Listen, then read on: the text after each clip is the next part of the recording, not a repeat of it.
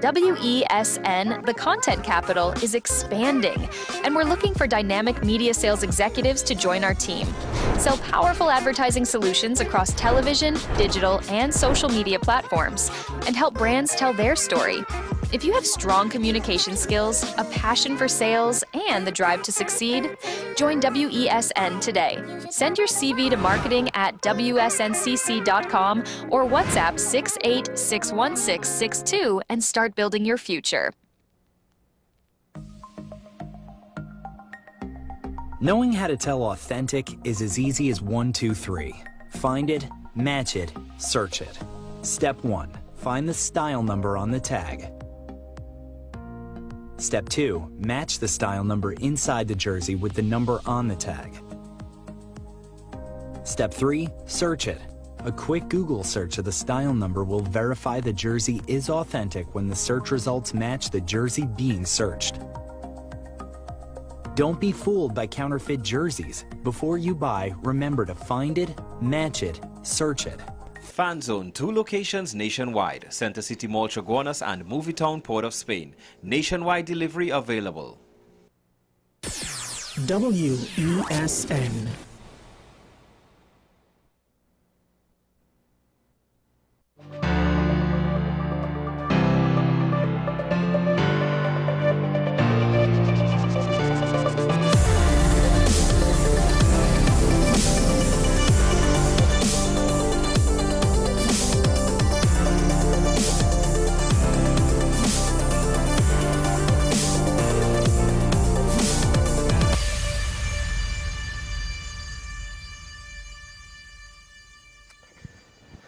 A friend of mine messaged me this morning, and I only knew somewhat of what he meant.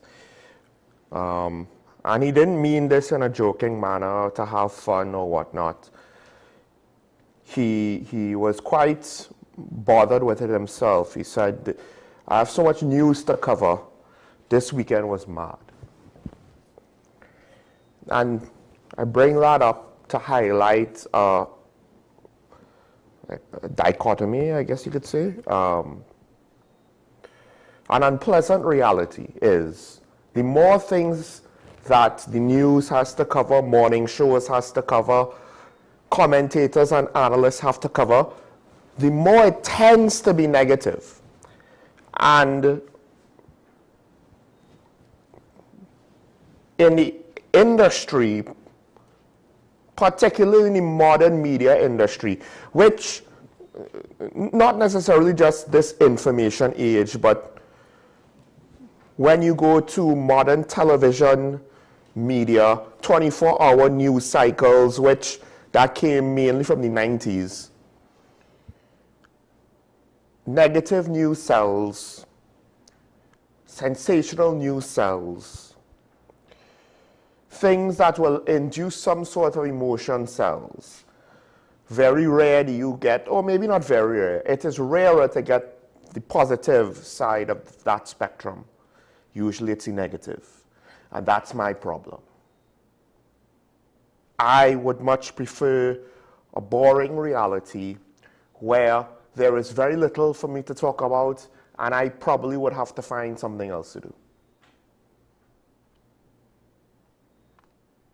But we don't live in that world. We live in this one where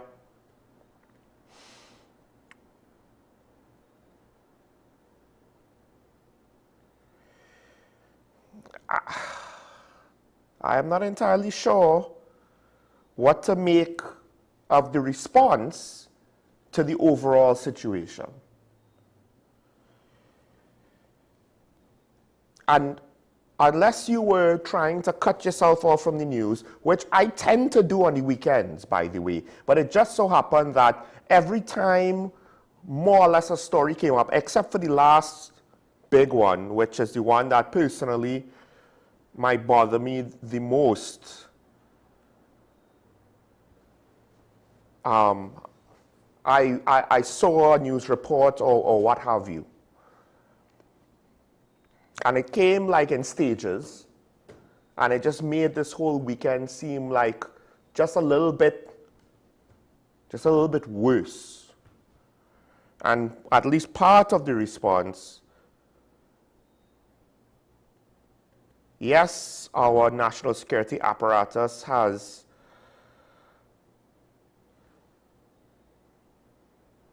I guess, geared operations towards responding to the, for lack of a better word, raid on a municipal police station.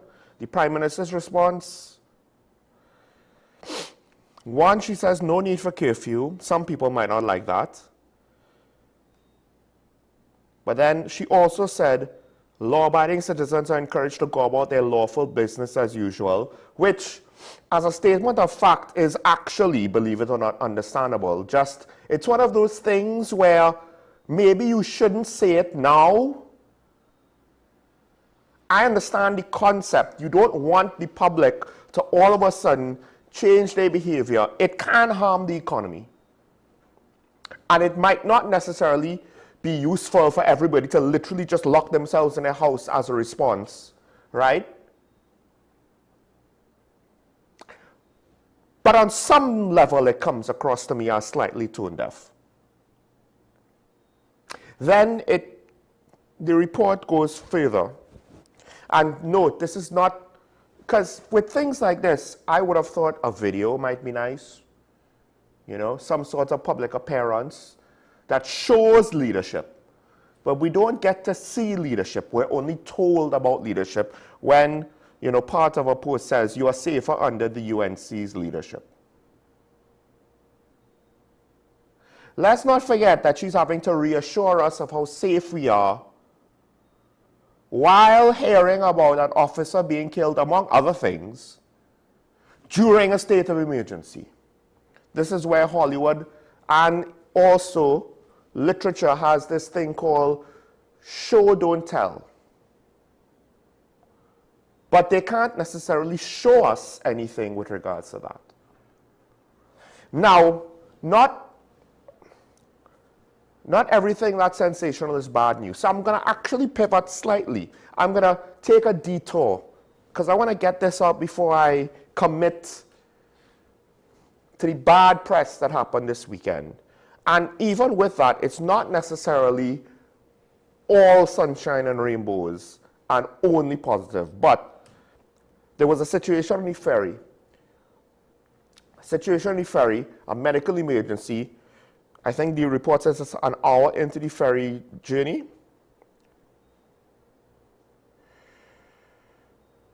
Approximately 1 hour into the vessel's journey, which is right there. You're more or less at the riskiest point. And I'll say why just now. A woman had a medical emergency. A defense force officer, I'm not sure if, based on the context of her quote, if she was officially on duty. I know there's supposed to be port police on the ferry, or at least they used to be. I don't know if there's supposed to be defense force personnel on the ferry. So defense force personnel responded, right? One, I assume to be the regiment perhaps, and the other one was identified as a member of the Coast Guard. They responded to try to, it was an elderly lady, to try to make her comfortable, assess the situation, request medical help and support her with whatever they could do. Eventually 2 doctors responded. One, a foreign visitor who had some training in this sort of, well, basic life support training, so some training in this sort of emergency response, an American, and one of our Scarborough doctors from accident and emergency. So a combination of fortunate things happened. One, there was an automated external defibrillator on the boat. That's very important because the doctor and all said she was surprised that the boat had that on it. More often than not, you kind of, the stereotype, the cliche is, we don't have that here, we don't have that here, right?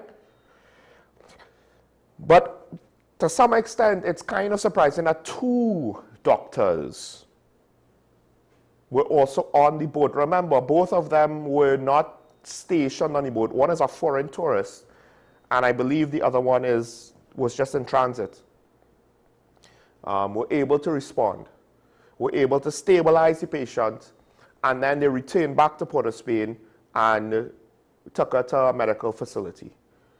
There are many ways that this could have gone wrong. There might have been no doctors on the boat, which it is not that simple to have a doctor to just be on the ferry. It is what it is. If you have an unlimited budget, sure, but we don't, right? Ideally, you may have someone like a nurse or some sort of emergency response personnel that could keep the situation stable. But then you have the next risk of when you're on the ferry, once you're about an hour and a half into the trip, it means you're basically an hour and a half away from any sort of medical help, external medical help. It's not like they could just turn right and stop off at a jetty somewhere on the north coast and offload a patient, someone in medical distress. So then, depending on the nature of the emergency, you potentially lose that golden window for certain things.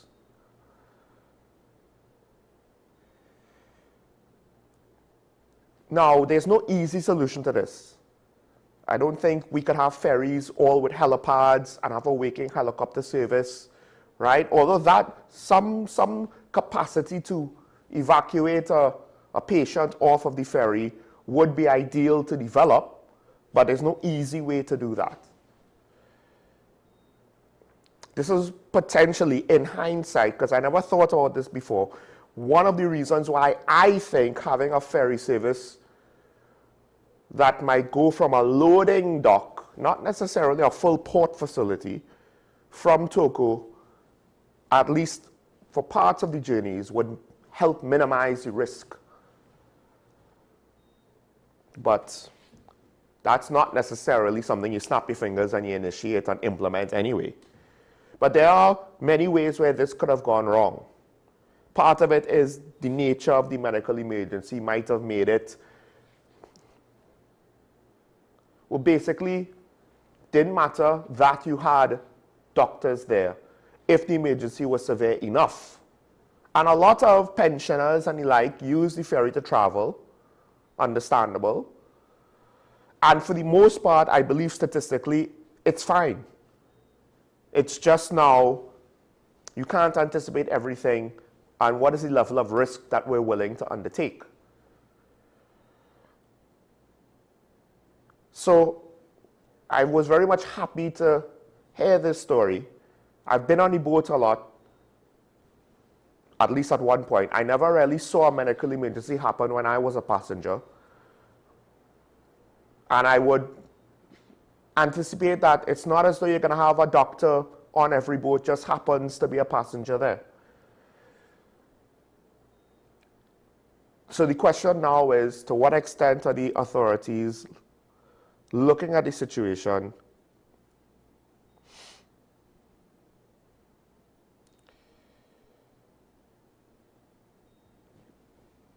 can we improve things for when we don't have doctors on the boats, right? There's some complaints that the boat crew didn't know what to do. Well, on some level, yes, maybe you could have a crew member too trained in basic first aid, but because of the nature of the ferry being essentially cut off, right, until it returns to a port. So if you go out for an hour, it takes an hour to come back in. That's the thing. They were an hour out. It took an hour to get back to Port of Spain, to get the patient on an ambulance to take her to a medical facility. That's why I said, if her condition was something that the two doctors couldn't stabilize on their own, even with the help of a medical device to help resuscitate her, this might have been a different story. This is not necessarily of anyone's fault, because we're talking about things on the margins there that are not easily dealt with, that don't have any easy and cheap solutions. But to say, if you just train the crew in basic first aid, I don't know if that's sufficient enough. And that's why I said maybe having a nurse on board which is a hell of a thing to say, given the fact that the Nursing Association is complaining about a shortage of nurses. And on some level, it might not be easy to entice any nurses to be part of the ferry crew that's going to be, you know, going through on the water, 3-hour intervals, dealing with things like seasickness and the like. Maybe you will, maybe you won't. But all in all, it was a positive story. It potentially highlights an issue that might not come up a lot, but it allows us to highlight something without too negative of an outcome.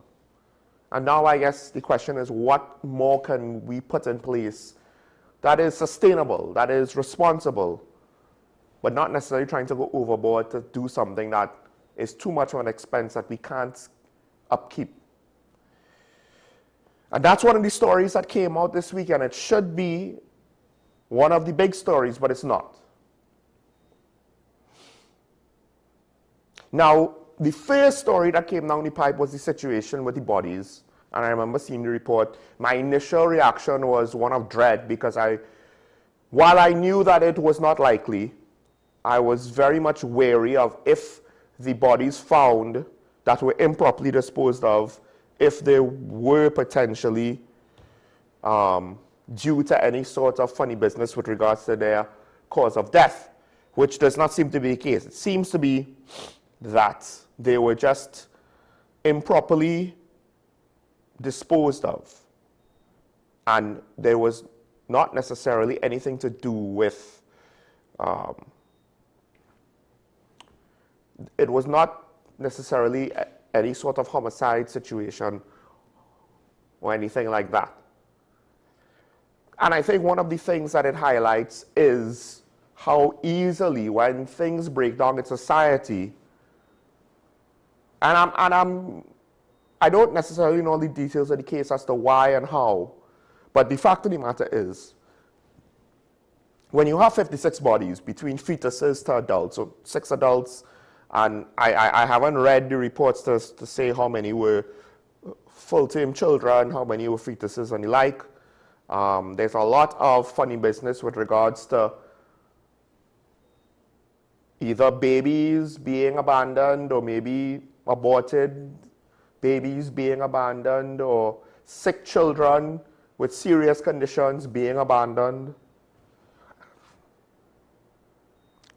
So there's a lot to dig in with regards to society on this, because to me this is not a violent crime, gang on gang, transnational crime, drug smuggling, drug cartel, crime boss kind of situation, or even necessarily big time political corruption.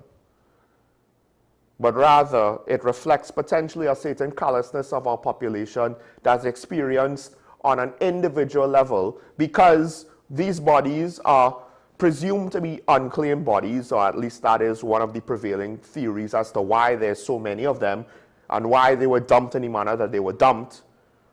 They were abandoned, unclaimed, what have you. Abandoned in the sense of they might have been given to whoever did this in order to dispose of them in this way. Or, like I said, you have stories about children being abandoned in certain circumstances. I won't get into it. Note, most of the bodies were not adults. So, it's not like there was one murderer, one accomplice, and they were involved in all of this. Or one body thief and one accomplice, or what have you. But rather, there would have been a lot of people connected with these bodies because they potentially would have been family members. Maybe in the case of the adults, and in some of the cases of the children, there was no way to actually inform the family. That's possible. We have situations with missing people and missing children, and perhaps, hopefully, these bodies could be identified, and that might solve a few cold cases. But on some level, at the end of the day, with regards to how it was disposed of, there'll be quite a lot of people with various levels of responsibility here. But that doesn't That would have been the big story if it wasn't for the fact that a municipal police station was raided, for lack of a better way to put it. Right? 62 firearms and a large quantity of ammunition to the tune of thousands of rounds. I've heard 5, I've heard 3, I've heard 4. Okay. 62 guns. I'm not entirely sure exactly what type of guns. I'm assuming it might be mostly handguns. That is kind of besides the point to me. From municipal police headquarters, stolen from the station's armory. The prevailing thought is it's an internal betrayal. This is coming from the Prime Minister. To what extent she has evidence to say that, I'm not sure. That is not an unreasonable speculation. Again, I don't know what evidence she has. Significant attempts is made to divest. This is a municipal police situation. They're a separate entity to the police service.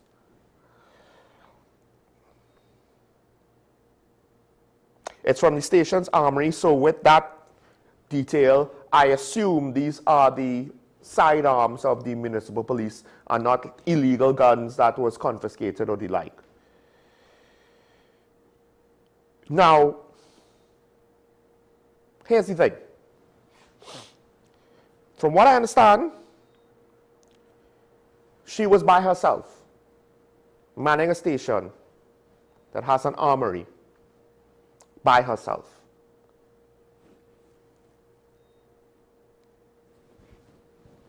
I don't know, I am but a layman. I have an amateur interest in history. I have an amateur interest in things like the law and policing and a whole host of topics. I am no professional.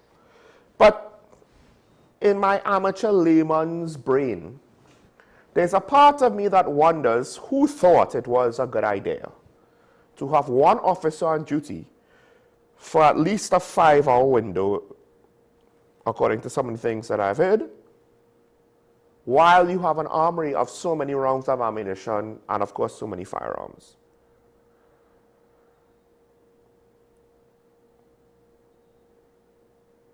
Now, the Prime Minister says there's no need for any curfew. The irony, of course, is technically if we had a curfew and the curfew was enforced properly, this sort of thing potentially would not have happened. Now, that is 2020 hindsight, so you can't necessarily use that as a 100% a Prime Minister. That statement is wrong.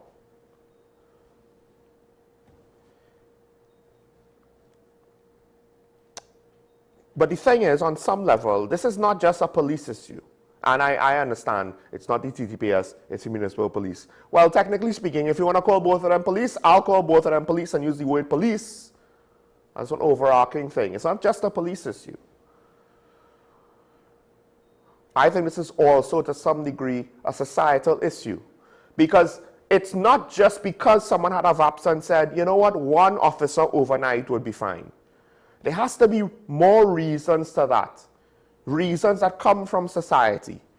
It's not just complacency. It's not just about being cheap. I don't know if there's a manpower shortage and if that's the reason.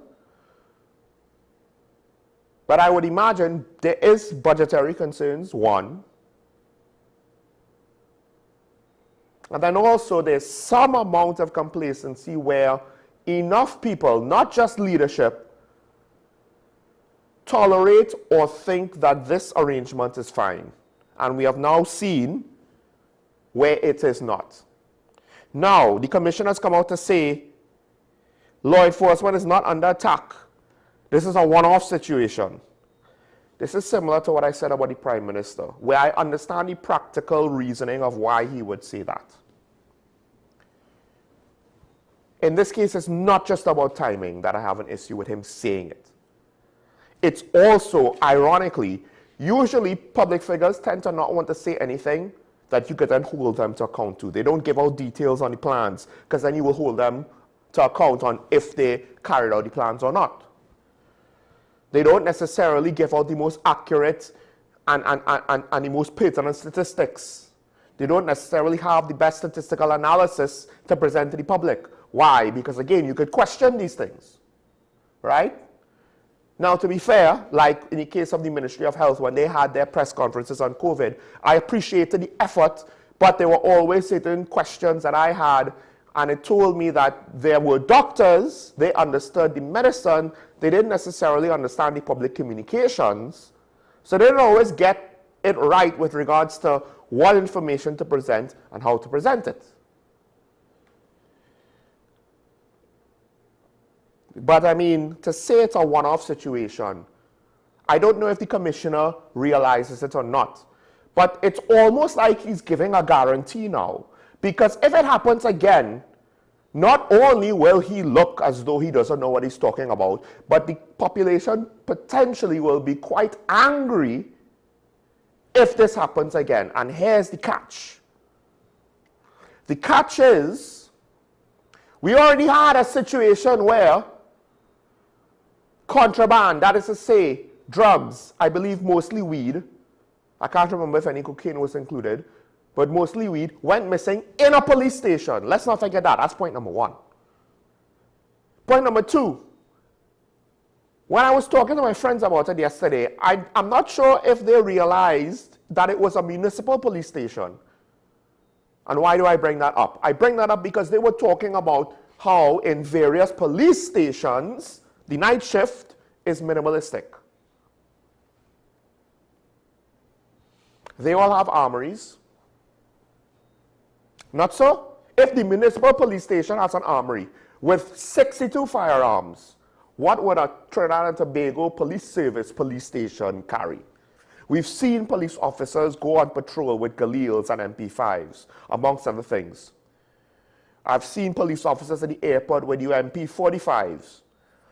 All of these things are much more high-powered weapons than pistols. Now, again, I don't know exactly what firearms was taken. I haven't read that yet. I haven't found that yet. Maybe I just overlooked it. I'm assuming it's all pistols because it's the municipal police. I tried looking up the municipal police to find out exactly how is it that they have so much firearms in a station. And while they do have certain responsibilities that says, you know, they need to provide security for the members of the corporation to protect the corporation's assets, you know. And they also work in drug detection. And they have general responsibilities to maintain law and order. The closest thing to like a heavy crime, a serious crime, that is on the list of the, this is 2021 Ministry of Rural Development and Local Government. I don't know if it changed with the new administration and the alignment of responsibilities. But the only thing on the list of responsibilities that was here on this post, I guess you could say, is drug detection. Not fighting gangs, not investigating murders, not having an anti-kidnapping unit, not conducting arrest warrants or search warrants, etc., etc. It's street-level community policing at its core.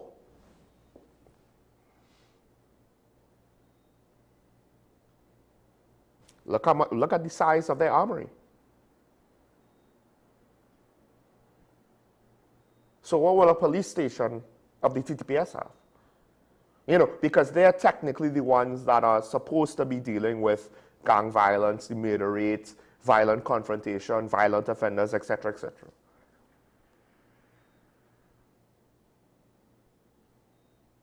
Now, the situation of the municipal police station is not necessarily that much different to the situation. And I'm not giving away secrets here. I'm not. The police stations of the TTPS, while there might not be one officer, I hope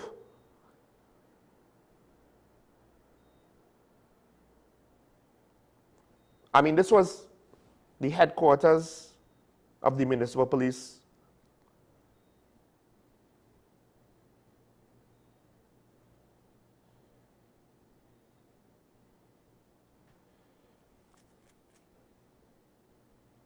San Fernando City Corporation Municipal Police Station on Kings Wharf. I can't remember where I read that it was municipal police headquarters. Could have been headquarters for the area. Yes, municipal police headquarters. I mean, one would have hoped they would have had more people on duty if it's the headquarters that holds the armory. So to say that this can't happen again, I don't know if I'm willing to say that. The assumption is, according to the Prime Minister, it was an internal situation. I don't know if it had to be. The public will go to police stations at times during nighttime hours because something happened, an incident happened, they want to make a report, blah, blah, blah, blah, blah. Eventually, it will become public knowledge, the staffing levels of a police station. I went to a police station at night, not late, around 7, 8 o'clock, reported an incident, somebody hit me. There weren't a lot of officers on duty. Some were coming off of duty. But at the same time, I wouldn't say that the station had a full complement of officers. And now that they do this crime is a thing a lot of criminals, particularly the ones who are more amateurish and don't really know what they're doing, they just follow trends. Monkey see, monkey do. You had some people conduct some kidnappings and call for some ransoms, which were paid some big money ransoms, meaning those kidnappers knew what they were doing. And then you had the kidnappers who the victim just, walked out of the house and down the road and escaped and freed themselves. But there was a time when kidnapping seemingly was the trendy crime. Until we realized some of the ones on the latter half of that trend, they were really amateurs that didn't know what they were doing. And they were easily dealt with over time. And a lot of those kidnappers eventually figured out, hey, we're not really making money off of this because we don't know what we're doing.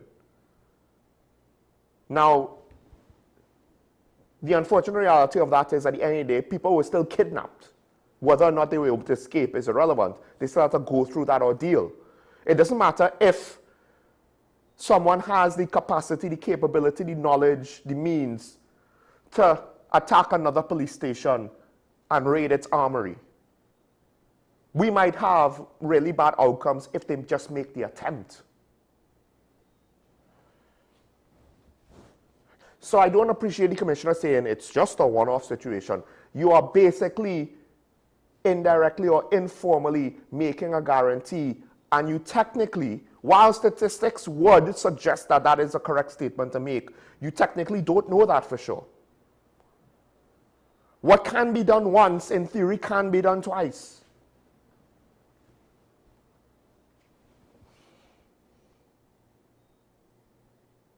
And he echoes the sentiments. And again, I understand the practicality behind it. I don't necessarily understand his statement to justify it.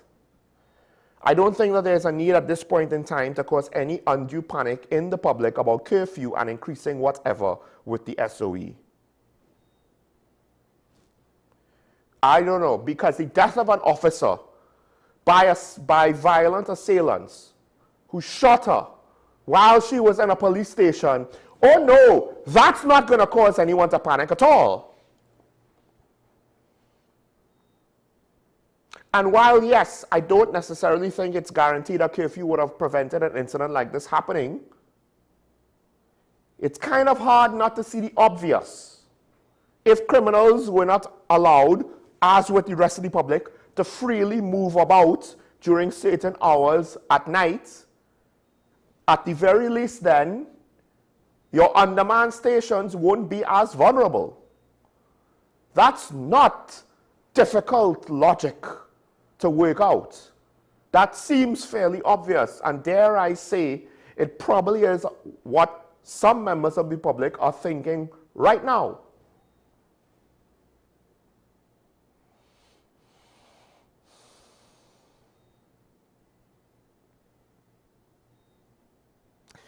.52 Glock pistols, I'm now reading breakdown. 52 Glock pistols, 6 shotguns, 4 MPX, So essentially submachine guns of anywhere from 9mm to 45 caliber bullet variety, unless, or maybe all 9mm probably.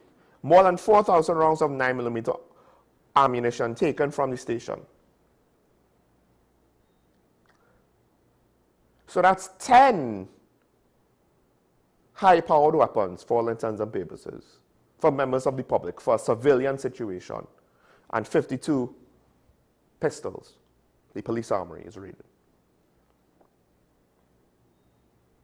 Even if you want to say it's an inside job, I very much do not understand why the Prime Minister and the Commissioner of Police believe the concept that this was an inside job is supposed to make me feel safer. Because again, this is the tone that they're giving us. The tone is, everything's all right, you know. We don't need a curfew. You're safe. Don't worry about it. This is police on police violence. Police killing police. Inside job, right? Obviously, not all of the assailants were probably members of the police. But what they're saying is, police is connected. It's an inside job. So it's municipal police on municipal police violence. In what world is this something to excuse the situation in order to placate us and convince us nothing to see here, don't worry about it? It's one thing when you said gangsters killing gangsters. I am supposed to feel safe when your prevailing theory is that somebody who works in that institution or works in that facility gave out enough pertinent information that was not available to the public, if not actively, directly participating in that situation, that led to the death of a municipal police officer and the theft of the entire contents of their armory. I am supposed to feel safer somehow by your statements that it's only just an inside job? I don't understand. Someone please make that make sense. I understand that to some people it might sound weird if it was just a random gang attack on a police station. I get that. But if it's an inside job, what happens once could happen twice. We already had situations with police officers on PDOs. And again, one of those PDOs was because an officer granted access to evidence lockers, to criminals, to take out contraband from a police station. This is not rocket science here to put two and two together, to not consider the possibilities. And unfortunately, yes, I understand I'm speaking in possibilities, but these are the types of situations where you cannot wait for it to happen and then say, oh, you know what, maybe now is the time to panic.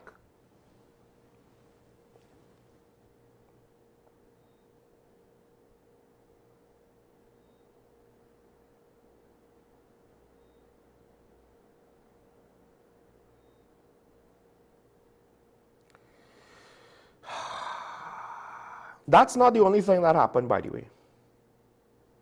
That's not the only thing that happened. This is the one that on a personal, now on a macro level, on a societal level, on a national level, you know what, on an academic level, I think the attack on the police station is worse. Not only did a police officer who's a mother of 3 children, not only did she lose her life, let's not forget about that, by the way. Because they haven't necessarily spoken to what's going to be done with regards to ensuring that something like that cannot happen again. As opposed to just telling us, well, it's a one-off, it won't happen again. I don't know why I'm supposed to just believe that. But what we should be seeing is steps to put in place and steps declared publicly.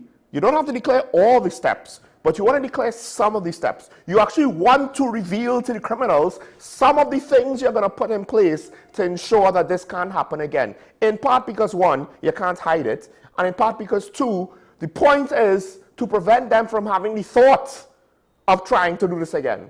And measures in order to try to accomplish that aren't going to work if they're super secret now.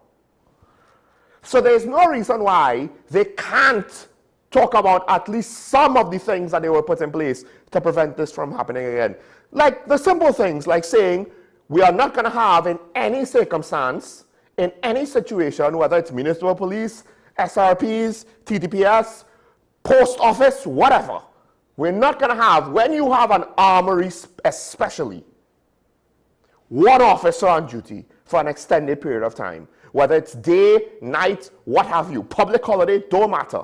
Because there are certain things that you're supposed to take seriously. And guarding state-owned firearms to this quantity, one would think, at the very least, forget the police station, right? Just for that alone. Or things like evidence lockers. I wonder if it's not similar vulnerabilities that were exploited in both cases, potentially. And you say it publicly so that the criminal element knows, hey, don't try this again. But you know what? I mean, they're doing such a good job so far, right? Look how swimmingly things are going. I guess somehow we'll figure out a way to blame the officer's death on a lack of ZOSO legislation, despite the fact that they're saying, oh, we don't need a curfew in this situation. Just want to point out, state of emergencies is technically like a higher level from the zones of special operations. So, I don't know. That argument is starting to lose a lot of weight, a lot of water. But on a personal level, this one bothers me more because at the end of the day, it's about a child. It's another shooting where another child, 10 years old, was shot and killed.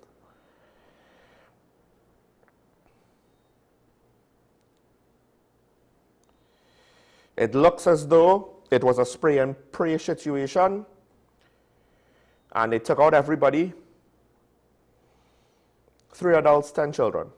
3 adults and a 10-year-old child, sorry. And I don't know.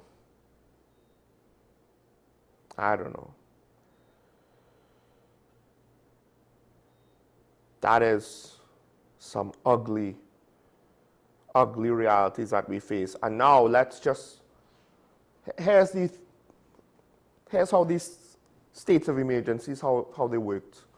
The PNM declared one just at the end of 2024.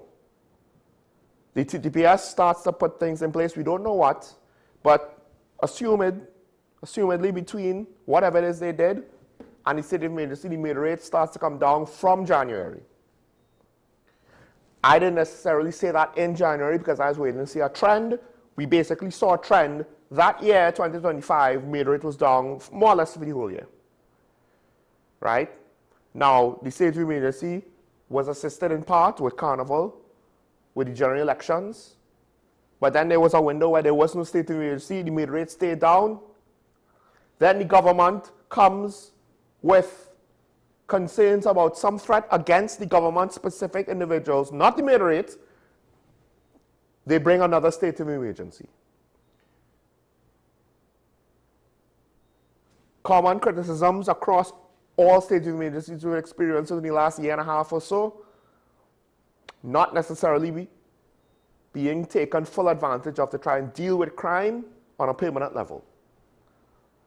That was the main criticism. It's not the state of emergency, it's what you're going to do with it, what you're going to do while you have it concurrently. And then, of course, now, as time went on, because it was the government state of emergency was renewed because of levels of violence was a concern. Then they attempted to implement ZOSO legislation to be put in place as the state of emergency comes to an end because they couldn't get a 3/5 majority. They anticipated they couldn't, which is kind of ironic because they couldn't get the required majority to pass the ZOSO legislation either, which that could, in a way, in hindsight, be a tell that this was just a dog and pony show. To say we did try to do a thing and it didn't work and blame everybody else. But about a month later, they just called for another state of emergency when we started to see multiple homicides or situations individual situations of violence that each in and of themselves were multiple homicide situations. And we also started to see the reutilization of automatic weapons, because a lot of the murders during the 2025 period was with pistols. Now, the murder of the 10-year-old and the 3 adults, I don't believe it says what type of firearms was used. I am not sure. But the thing is, during the state of emergency, it was a lot of one murder here, one murder there. What got us to 600 were the mass casualty events, where you had 3, 4 victims and the like, or at least 2, where you had a lot of spray and pray with automatic weapons, 60 rounds fired in a general direction at the target. If you hit the target, if you don't hit the target, we're probably going to get 2 to 3 people dead anyway. But the state of emergency suppressed that for the most part, and then when it was reinstituted this year to retain control of the situation, to keep the situation stable, to some degree, it was a success because the murder rate stayed down. It didn't necessarily make it significantly lower. It made it lower. One could argue not necessarily significantly. We're still at a point where for our population size, it's no bueno. But now, the concern whenever anything like this comes up with this murder, 4 victims, 4, during a state of emergency. This has been said already this morning on another morning show on another media house. And the speculations on this topic has been put forward on this show and others. At what point are the criminal elements going to figure out and adjust to the state of emergency and then continue on business as usual with whatever it is that they want to do, including with regards to murder? I'm not saying we reached that point. I've heard commentary this morning that we have reached that point, and that is not an unreasonable take to have. And I'm still holding out hope that we haven't reached that point, but there's no guarantee. I can't guarantee that. I can't say that we haven't. And it just makes the whole response to the death of a municipal police officer in the municipal police headquarters that led to the theft of its entire armory. I'm not sure, is it the entire municipal police armory for San Fernando? I don't know.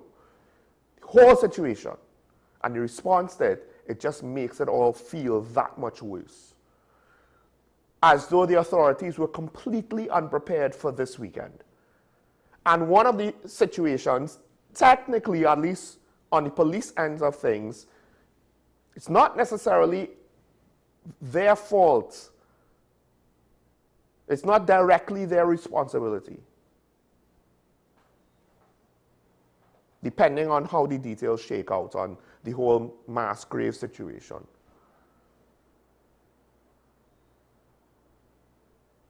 But it just comes across that the level of, we are in a state of emergency. We are being told that we are safe, but we don't feel safe. And instead of getting positive leadership, instead of getting proper leadership, we get the efforts that come across like the efforts of substitute teachers. About people who just wanted the position but don't necessarily know fully how to do the job. No different from the commissioner before that was not popular. To be fair to her, earlier Christopher got a lot of flack. I was one of the main sources of that flack, probably. I was probably the earliest adopter of criticizing her.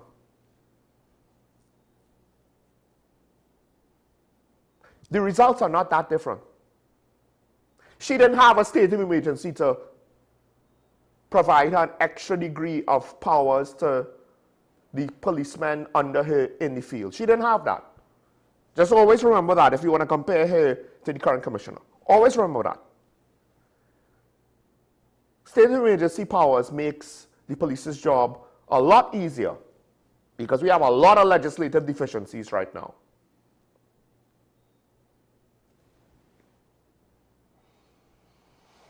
I don't like the response. I do not like the response. It's not as bad as the response to the Samaru killing. It's not. But it's bad enough. This is another potential crisis point where the authorities are not responding in a manner that instills in me any amount of confidence that they know what they're doing, that they have a good idea, that they're giving us their best guess and their best guess actually has some merit. Not even that.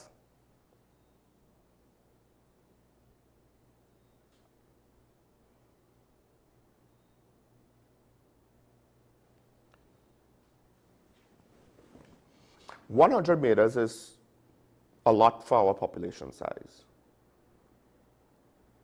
The expectation for this year, like last year, is around 300. That's more than a lot. I understand that only PNM was 600 and something. But I just would like to ask you, if you had one family member murdered or 5 family members murdered, if you had a choice, would you somehow feel good about only one family member murdered?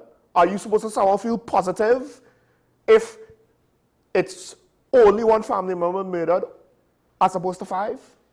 I understand 5 is worse. That's the point. The point is both bad. One being worse does not then, in retrospect, make the lesser one somehow positive. A better murder rate does not somehow make it a positive thing that we should just accept this is as good as it's going to get and we should be satisfied. That's still, for the year, over 100 people murdered.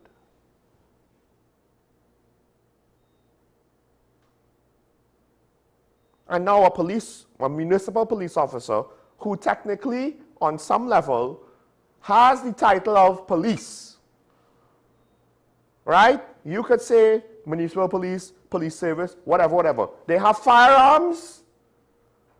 They have the authority of the state. They have the title of police. Somebody committed a crime against an agent of the state. Murdered. Having 600 down to 300 is not supposed to make you feel warm and fuzzy. You're supposed to have hope that things are improving because it's an improvement. But it's still a bad situation. The job isn't finished yet. Safer is relative. You can feel safer, you don't necessarily feel safe. You can be less corrupt, doesn't mean you're not corrupt.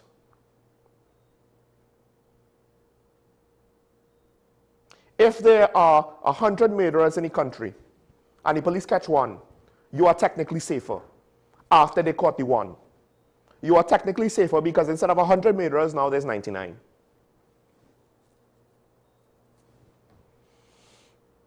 And I understand the previous administration didn't have any good ideas. They resisted institutional state of emergency. And on some level, yes, a state of emergency has shown its effectiveness. And now we're starting to see more and more of the limitations. So I get it. You prefer, to some degree, the performance of this government to the previous one. That doesn't mean that it has reached the point that it is acceptable and it is no longer an issue and we could move on from this topic and be concerned about something else. Far from it. Far from it. Because the implication of this murder that happened, that killed 4 people, 4 people.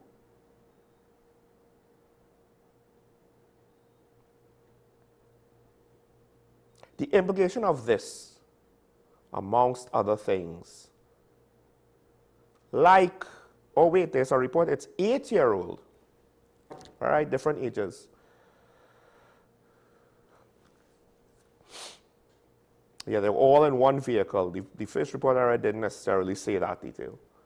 The implication is if they could do this under state of emergency, if the month where we didn't have a state of emergency earlier on this year, we started to see more multiple homicides. The implication is, if anything, if the state of emergency is lost, we'll get back to that 600. It doesn't matter that it's a Balize or a rising sun. The criminals don't care. The criminals are not magically going to be like, oh my gosh, it's the UNC. We can't commit crime because the logo changed and the party changed. They're going to continue until there's something stopping them. And right now, I am confident that we have the right people in place. I don't know how much more money we could put into the situation. I don't know if we have enough in place to stop them. The state of emergency helps, but it's not a permanent solution. It's a Band-Aid. It's a Band-Aid on cancer. It's not going to cure the cancer. It's just going to prevent us from bleeding out from the open wound. But underneath that open wound, in this case, is it's not just a flesh wound. There's a cancer underneath. There's a serious condition.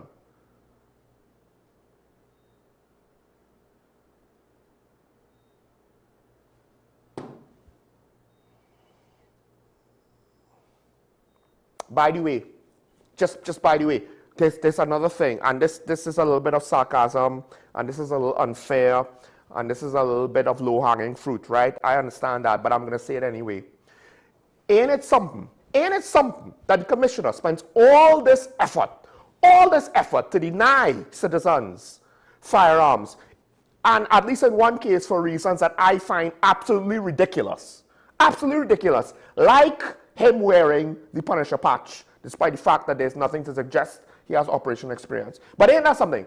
That all this effort, like his predecessor, who also was unpopular, who also was not appreciated by the public for her stance on granting FULs. I understand that it's a complex situation, but again, in the one example we got, the excuses given were poor. Right? But hey, it's all right, because we can't risk citizens having private firearms. That's way too much of a risk. However, they just potentially armed 62 criminals in one night. Ain't that something? That's some God-tier level irony there. Because at the end of the day, it's government, right? Municipal police, police service, national security, political, whatever. It's all under the government, right? So the government that we feel supposedly safer under has allowed a situation to be put in place where the commissioner that they selected despite campaigning on stand your ground laws, which while I don't necessarily fully agree with, they campaigned on it. Then selected a commissioner who seemingly decides, oh no, the threat of legal firearm holders in this country is too great, because look how many murders legal firearm holders have carried out. Look how many. And yet, we're going to have an armory. The government is going to allow the municipal police service to have an armory of 62 weapons with one police officer on duty in the entire station to guard it. Trinidad and Tobago, do you feel safe? Let's go further. Do you feel that this is a real place? Because, hey, right now, that expression, I think that's really summing up how I feel. Only in Trinidad and Tobago will we put so much effort into denying private FUL applications and then watch state-owned weaponry go right out the door and have the lone officer that someone thought it was suitable to just leave one officer to guard it, whether they didn't show up for their shift, whether it was a supervisor making that decision, whether it was a policy decision of the municipal police, whatever. All of this under the remit of the current administration. Whether they knew it or not, you sit at the top, the buck stops there. All of this is going on. We're supposed to feel safer. We're supposed to feel safe. We are supposed to be confident that you have a handle on the situation. Yeah, right. Let's take that break. We'll be right back. Hopefully, no unnecessary flack comes his way. We have our media ambassador, and we'll have him next. Stay tuned.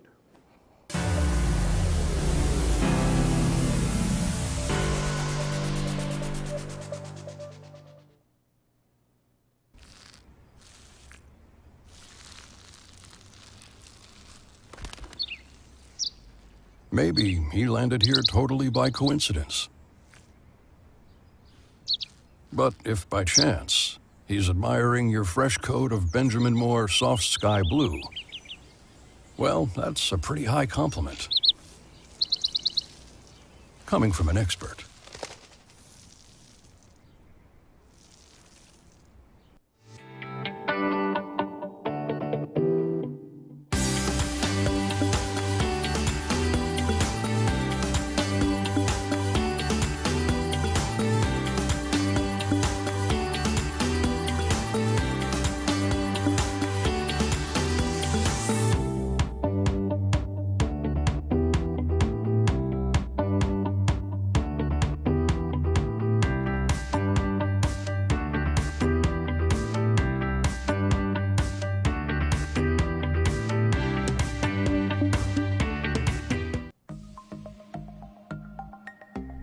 Knowing how to tell authentic is as easy as 1, 2, 3.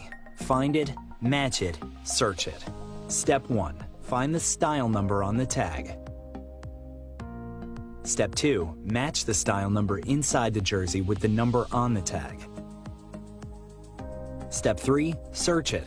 A quick Google search of the style number will verify the jersey is authentic when the search results match the jersey being searched. Don't be fooled by counterfeit jerseys. Before you buy, remember to find it, match it, search it. Fan Zone, 2 locations nationwide. Center City Mall, Chaguanas and Movietown, Port of Spain. Nationwide delivery available. Hi, I am Emiliana Beechan and I am a mental health and conflict resolution consultant. Welcome to Mind Matters, the show where we explore the intricate world of mental health and the art of conflict resolution.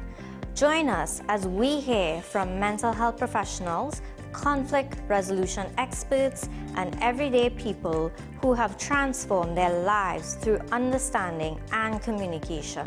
Mind Matters, WESN Content Capital.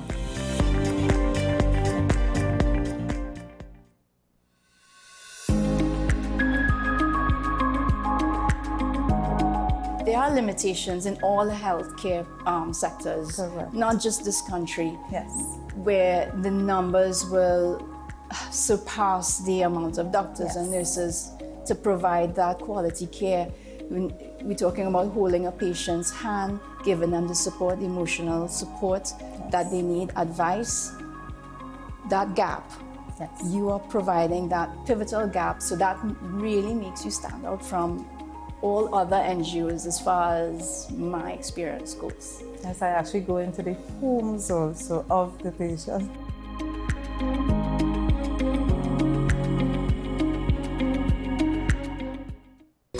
Take some time for yourself or spend some time with the family at Sandy Point Village Hotel. Enjoy our various studio and suite apartments, self-contained with their own kitchenettes and Wi-Fi. We also have our famous 100-foot swimming pool and our beachfront restaurant, the Steak and Lobster Grill. And our location in Crown Point puts us near the center of activity from the nylon pool to the local nightlife. Call us and make your reservations at 639-8533, 389-2378 or email us at sandypointvillagehotel@gmail.com. Are you driven, ambitious, and ready to earn? WESN, the content capital, is expanding, and we're looking for dynamic media sales executives to join our team. Sell powerful advertising solutions across television, digital, and social media platforms, and help brands tell their story. If you have strong communication skills, a passion for sales, and the drive to succeed, join WESN today. Send your CV to marketing@wsncc.com or WhatsApp 6861662 and start building your future. This is 10 Questions. I'm Andy Johnson. The distance from where we should be in the world in going forward on our commitments with climate change.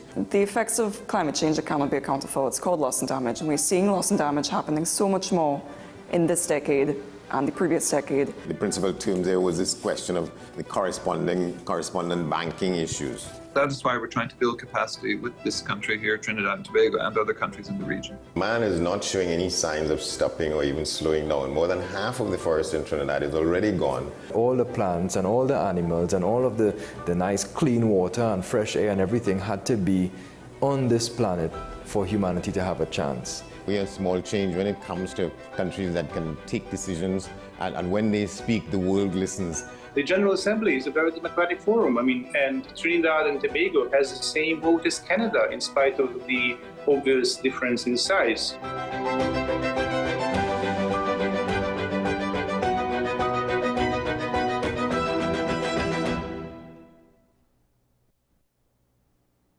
The home of Caribbean content is growing, and we welcome you to be a part of the #1 platform for young personalities who are driven to make a positive impact in society. As we continue to reach every corner of Trinidad and Tobago through our daily broadcasts, our social media pages, or through our 75+ digital billboards across the nation, contact us to learn about our competitive rates via marketing at wesncc.com or call us at 628-5835. WESN Content Capital, television with a difference.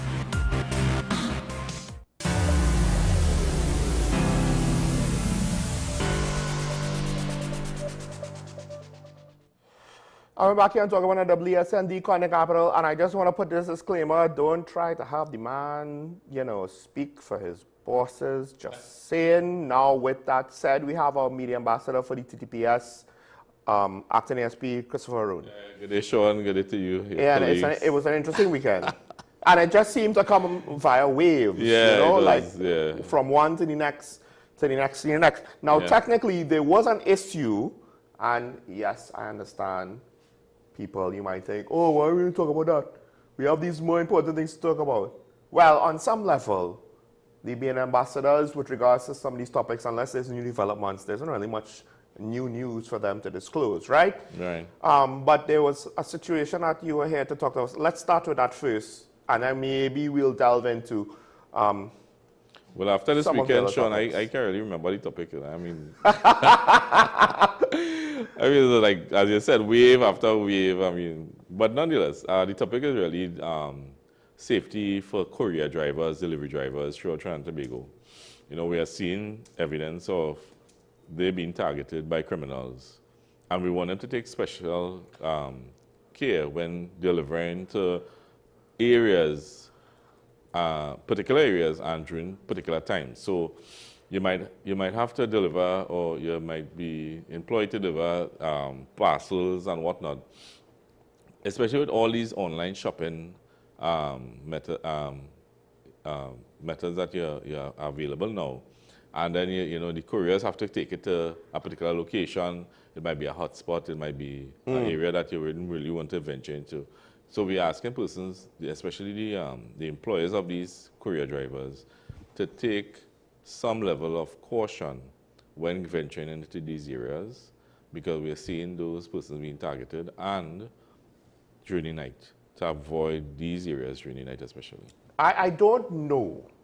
My suspicion is that there might be some areas where delivery drivers potentially don't service any country. I believe so, yeah. Yeah? Yeah. And this is basically an extension of the concerns with regards to things like online shopping and the like. Because you could just as easily be an online vendor. Right. Right? A lot of people trying to earn extra money. Yeah. You're going to deliver it. Yeah. You're going to go to the client. And we've seen, there was some report a while ago where an AC technician went to a site and got robbed. Right. It was a fake job. Right, and you're seeing it with so food couriers. Yeah. So you might order food, and they really have no restrictions. They go anywhere. So we want them to be careful, because they are being targeted, and we want persons to avoid those areas. I mean, I guess on some level this is connected to what happened this weekend. At least people are perceiving it that way. We're under a state of emergency, but something like this just goes to show. Because we saw, and I brought this up last week with regards to the cargo vessel that was robbed, right? The criminals are going to adapt. And I think it's one of those things where society kind of needs to understand, or they don't steal this, or they don't do that. And we need to maybe stop trying to use that veil of security that doesn't really exist in that, well, they just don't do this thing. They don't attack or they don't commit this crime. So I just assume that I'm safe in this situation. Yeah, correct. I mean, there is a veil of security. The sense of security, you don't feel it. You know, as the commissioner pointed out, you know, by the time he walks out the door, the sense of security is out the door. He was referring to some kind of crime wave that occurred, and he was saying, you know, there is a lower amount of serious crimes being committed across the board, and you know, but by the time he walks out the door, that sense of security walks out the door as well. People don't feel safe. So you have the veil of security, it's just that you don't feel the sense of security, right? And yes, persons tend to think that this won't happen and that won't happen. Persons wouldn't think that somebody would attack a police station and kill somebody and steal all those firearms. You wouldn't think that would happen. I mean, but it happens. Criminals adapt, even in an SOE. So you had the SOE throughout the year last year. I think it began last year, January. Very end of December, like the 30th. Right. And you saw a reduction in the murder rate following that for the entire year. But now you might see that the criminals have adapted. They don't care. And they venture out. You had 4 murders. From one shooting, I think you had 4 murders. And again, they don't care about that, or they tend to adapt. So you see migration of crime. You might see the migration of crime from a hotspot area to a non-hotspot area. And I don't think there's any place in Trinidad and Tobago that's not a hotspot anymore. Yeah. So you have a lot of hotspot areas. And because this is the thing, because I think a lot of people would hear, oh, courier drivers, delivery drivers, be careful. Yeah. Right? And then you think, how bad could it be? And also that whole phenomenon of, well, it magically won't happen to me because I'm the main character in my story, so it won't happen to me. But an 8 or 10-year-old, depending on the reports, but essentially not yet a teenager, was one of the victims in that shooting. There was a time, correct me if I'm wrong, where criminals would not kill children. They just won't, right? And now that whatever that was that prevented that seemingly is gone for the most part. Yeah, and you saw it with other areas and other jurisdictions. Like there was a time in Colombia where the crime rate was very high. And the turning point for them is when a cardinal, a Catholic priest, was killed. It wasn't a hit. He just happened to be killed in a crossfire. And I think that was the turning point for Colombia, where they said, you know, the public came out and they criticized everything, and they marched and they protested and whatnot. And that was a turning point for them, and that helped stem that crime rate, that took it down. Because even in Colombia, like in Medellin, you couldn't ride a motorbike with somebody in the backseat. On the same bike. Because that would look like something. Because that was the method of, that was the MO when it came to carrying out hits. You would have men on motorbikes, the driver, and then the passenger with a machine gun would pull up and shoot everybody. So they actually changed, they made a law that, listen, only one person allowed on a motorcycle. And that's how they adapted to their crime issues. Yeah, because one of my concerns is what we held as sacred before will no longer be sacred, right? And then now people need to understand that not only is it alarming, but as crime is adapting, now it's like, because some people might think, oh, I have a house line. The gate is open to let people in. There's so many people. No, they're not going to come and try and rob us. But we've seen some crews, like the crew that hit the boat. I think that was like 12 guys. If you have 20 people in your house, they'll just potentially bring a lot of guys. Now, here's the thing with regards to the whole inside job. And it's not so much to talk about the assault on the station as to point something out for the public. at some point, the public will be aware of certain things because they have to interact with the police. Yeah. Right? At some point, the public will be aware of you and what you're doing because you are in the public. You're in the public with regards to your movement patterns. Yeah. And whatever you say out on your yard. Yeah. And if you say reveal too much about your comings and goings, you know, out loud, right? And similar to how it's not necessarily, I don't think that it's guaranteed that it was an inside job. I think that it is possible that the criminal element could have just observed what was going on, got wind of it somehow. And in a similar manner, this is something the police has been trying to get people to understand for their own everyday life.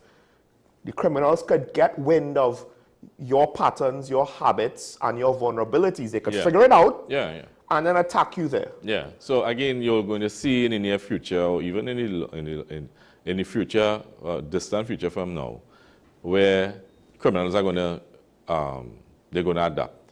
So you might have a large amount of home invasions now, and it might in the next 5 years you might see that change. They might adapt to a different type of crime. You know, we saw with this incident, well, of course, the update, I don't know if you're aware of the update with respect to this incident, where 6 persons in custody, a quantity of firearms was recovered and ammunition. This is for the municipal police? Yeah. Okay. Yeah. So they got 6 individuals? Yeah. Allegedly 2 police officers from municipal, 2 females and 2 other males. Okay, so it was an inside job. Because two municipal police. The investigation isn't complete. Right, I mean, right. We don't know how far this goes. Yeah. We don't know how deep it goes. It could be cartel. It could be. I mean, this is what's crazy to me. It's one thing that there was an inside job, right? Because there was the whole PDO and the officer with regards to giving access to the gang members to take contraband, to take illegal seized narcotics, right? Yeah. But I don't believe that incident had any violence around it. Right. So it's one thing to do that. It's another thing where this lady was shot, dead, in the station, right? And without knowing the inside job part or whatever, because, you know, just talking to my friends about it, right? Some of them think it might have been young boys that were just callous, which is not an unreasonable assumption. I thought it was a witness. And if it's two municipal police officers who are involved, that is what it speaks to me. Allegedly, right? But I mean, think about it. That means that I don't know if they were who the trigger man was and what was the conversations and the motivation, but potentially they're okay with it.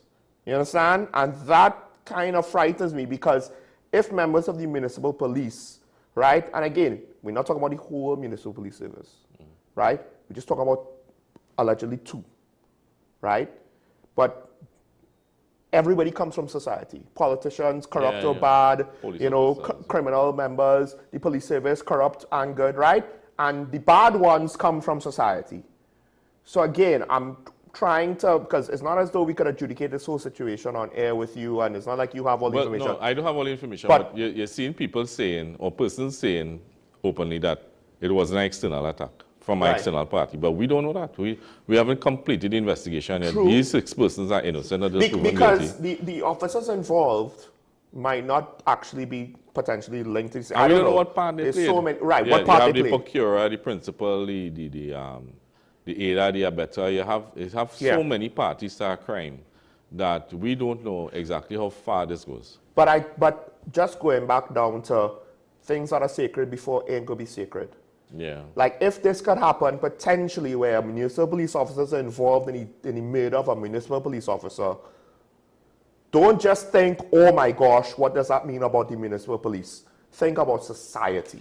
Think about if one member of society could seemingly go so far, what will other members of society in other circumstances do? Are we talking about adapting to the criminals adapting to the current state of the country? And then this is not the normal modus operandi of criminals. Yes, that is very true. So 1, attack stations, or 2, get involved in stealing state firearms. You don't do that because they don't want that heat. Yes, they don't generally want that heat. If you get caught with one of these guns, it's even worse. This is not just an untraceable illegal firearm. No, This exactly. is from a police station. Yeah, and all these firearms would have been tested and marked and whatnot.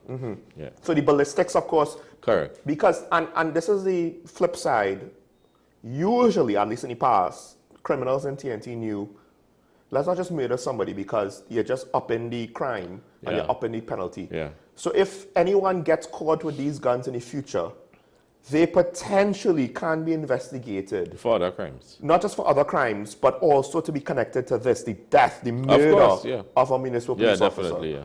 You know, so the penalty of being caught with this is a lot graver than say, well, I just have this, you know. Well, it's potentially that situation. Yeah. Not because you're held with a fire means you'd committed a crime. But other than illegal possession. Obviously, if you have one of these guns, we have to investigate Of you course, to trace yeah. it back up the Yeah, ladder. yeah. Right? So, I mean, the level of heat, as you were pointing out, Yeah. even if you weren't involved, it's a higher level of scrutiny. Just Yeah. because they know that there was a big crime at the source. Right. So generally they don't steal state firearms because of that. So it's again, it could be adapting, could be persons adapting because it feels like a movie. Yeah. I thought about that, you know, I thought this was a really bad Michael Bay movie. And the reason why I say bad Michael Bay movie was his first Bad Boys movie, that was the opening scene. They stole a set of cocaine from a police station. Yeah. But you saw like a big kind of scheme and plan and elaborate setup to get it done. The reason why this is a bad movie is it doesn't seemingly, outside of course of the murder, require much of a scheme. No. It was exploiting what seems to be a vulnerability. Yes, yes. Because, you know, there were cameras, there was CCTV footage, there was secured doors and whatnot. There was safes, there was vaults, whatnot. So you had all the target hardening areas at the station. One of the things that's crazy to me is that if it is municipal police officers involved, I find that very crazy in the sense of all of those reasons are in place, and they should know that, and they should know that, you know, it's not that easy to get away with this. No, but this the feelings, the security at the station led to the arrest. Right, exactly. So that's what is, in a way, it's similar, I guess, to the, is it the Pennywise attack, where some of the perpetrators were caught, and it included a member, either an ex-member of the defense force, I believe, and I'm like, you do this thing that's so loud, right? You're begging to have an excessive amount of attention on you, right? Because we are so fortunate that that attack only resulted, and I'm saying that with the full gravity of the situation, only resulted in the death of the security officers in the van, because that was broad daylight with a lot of civilians around and with automatic weapons just going off, right? And you're just doing this thing, and some of the perpetrators are potentially those who should know better that, hey, this ain't so simple and this ain't so easy. And that's also kind of, in a way, I don't know how to feel about that, because on one hand, okay, apparently the systems are working, right? But on another hand, two of the perpetrators should have known of those systems and somehow thought we could get away with it. Yeah. You know what I mean? And the fact that they thought that this was plausible, it just makes me wonder, well, at what point now will the general criminal population also have similar reckless thoughts? And as I said before, because we saw this with the kidnapping trend way back in the early 2000s, right? Yeah. Where some of the kidnappers seemingly were not as proficient as others, No. right? But the issue is you still had people kidnapped. Yeah. Regardless of whether they escaped safely or not. They still had to go through that. So we could have reckless criminals doing all kind of cockamamie attacks and acts of violence that might be pointless and might not be profitable for them, but it might still result in citizens being harmed, as in this case a police officer was. Yeah, well, and then I was wondering, I was asking myself, what was the end game here? What was the end game here? Yes. You're stealing, what, 62 firearms, I believe? 62. You're right. 6 shotguns and About 4 Glocks, MP5s or 9mm MPXs, right? Is MPX an actual weapon, or is it just MPX to say MPX because it could be an actual from the weapon, family? Oh, it's an actual weapon. Oh, look at that. So So you're right. So 62 firearms, the 52 were pistols, 9mm. Yeah, Glock. Yeah, the end game. Yeah, so I was wondering what was the end game here, because you still allegedly stole approximately 62 firearms, plus somebody was murdered. Yes. And I must say condolences to the family of the Eversley family, and those who are acquainted with the family, friends and relatives and Mother whatnot. of 3. Yeah.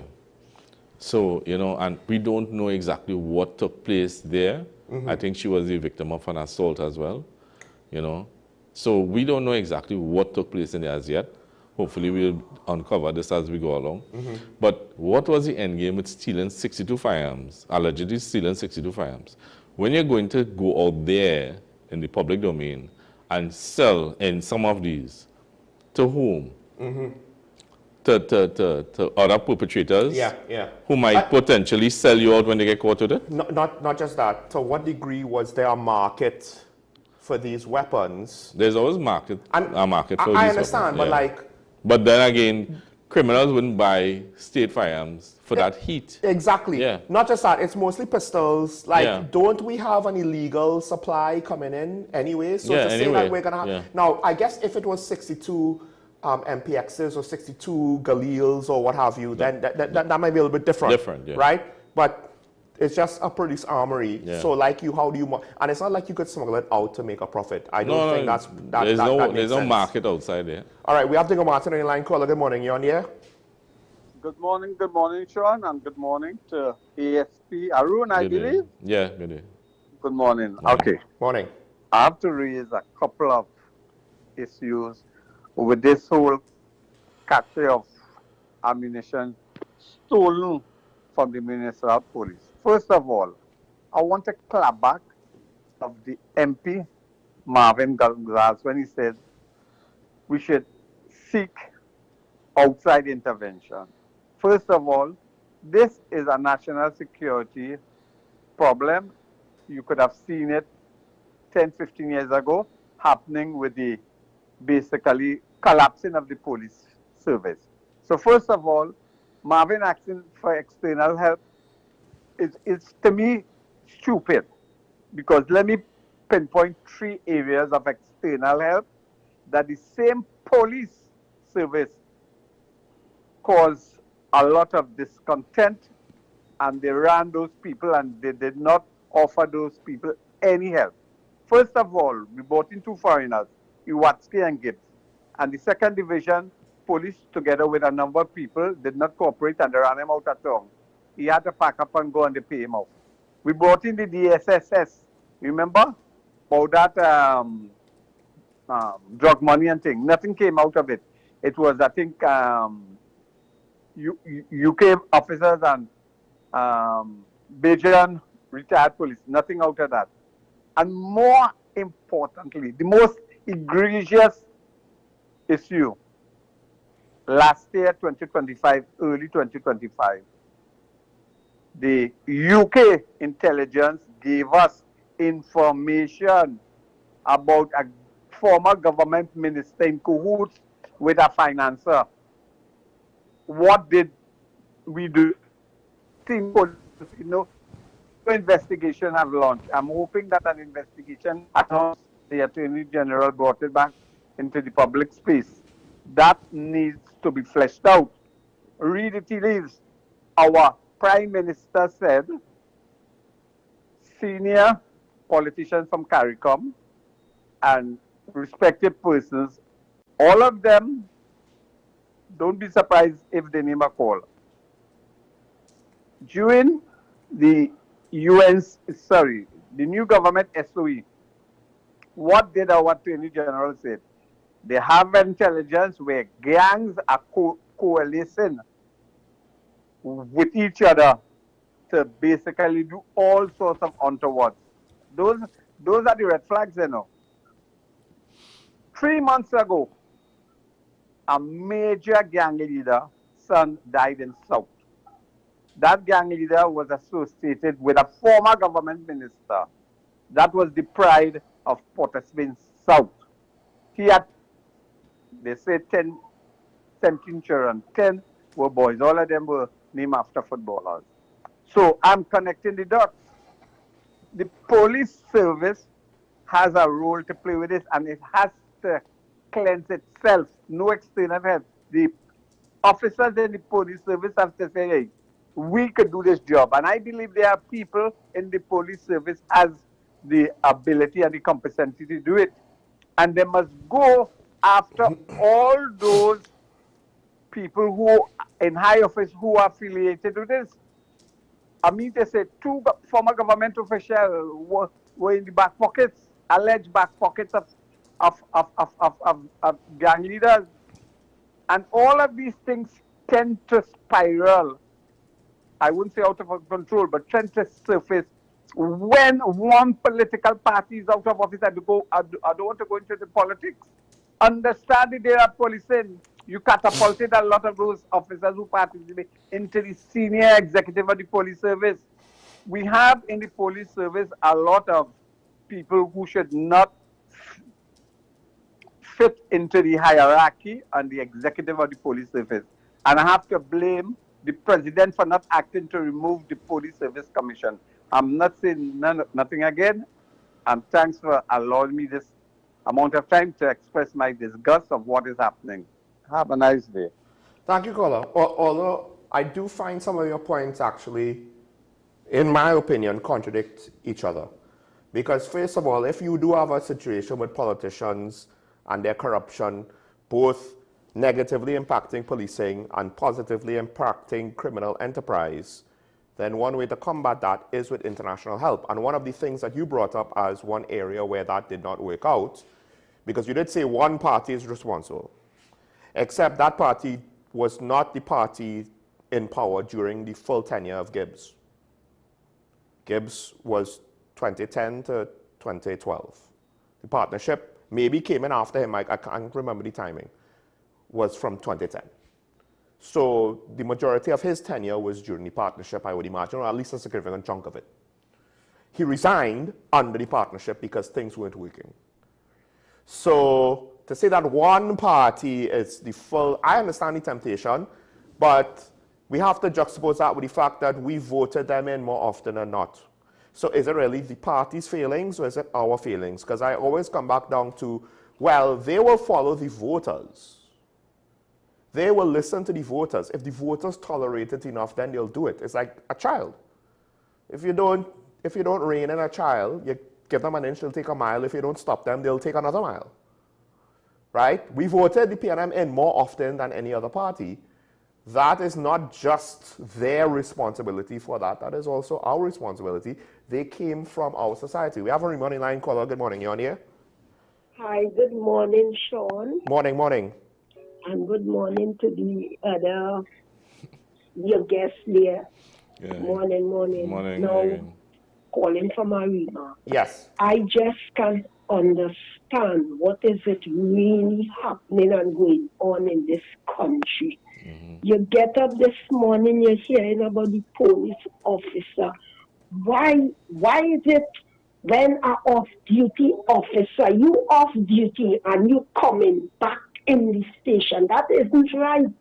You're not supposed to come in the station when you're off-duty. They have to cut all that. Because what's going on?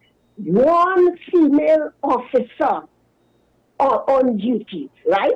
One, and only decided to come back. So it alleged, said it had to be an inside job. I can't understand it. I want somebody to teach me how to understand it. What country are we living in now? So much things happening and going on in this country, which we have to sit down, we have to watch, and we don't know what is it the next move. Imagine if you go in a station, all the guns and everything just disappear. It's not the rat from outside coming and take it. It's not the cat from outside coming and take it. What is it? We want cleaning up this whole mess. And all the police in that station that was working, they have to investigate each and every one of them. Each and every one need investigating. And look what's going on with the babies. It's so sad in this country. So I asking myself, where all these babies come out that they found them in a hole? How about 70-something or 60-something of them is alleged? I want to know if the mortuary hospital, if it couldn't hold any more bodies. That is what I would like to find out. And I want the Ministry of Health had to come out and tell us why is it all these babies there. I asking myself again, is this unclaimed babies what the family deny they're not coming to claim to claim those babies? Where those babies come from? That is what I want to know.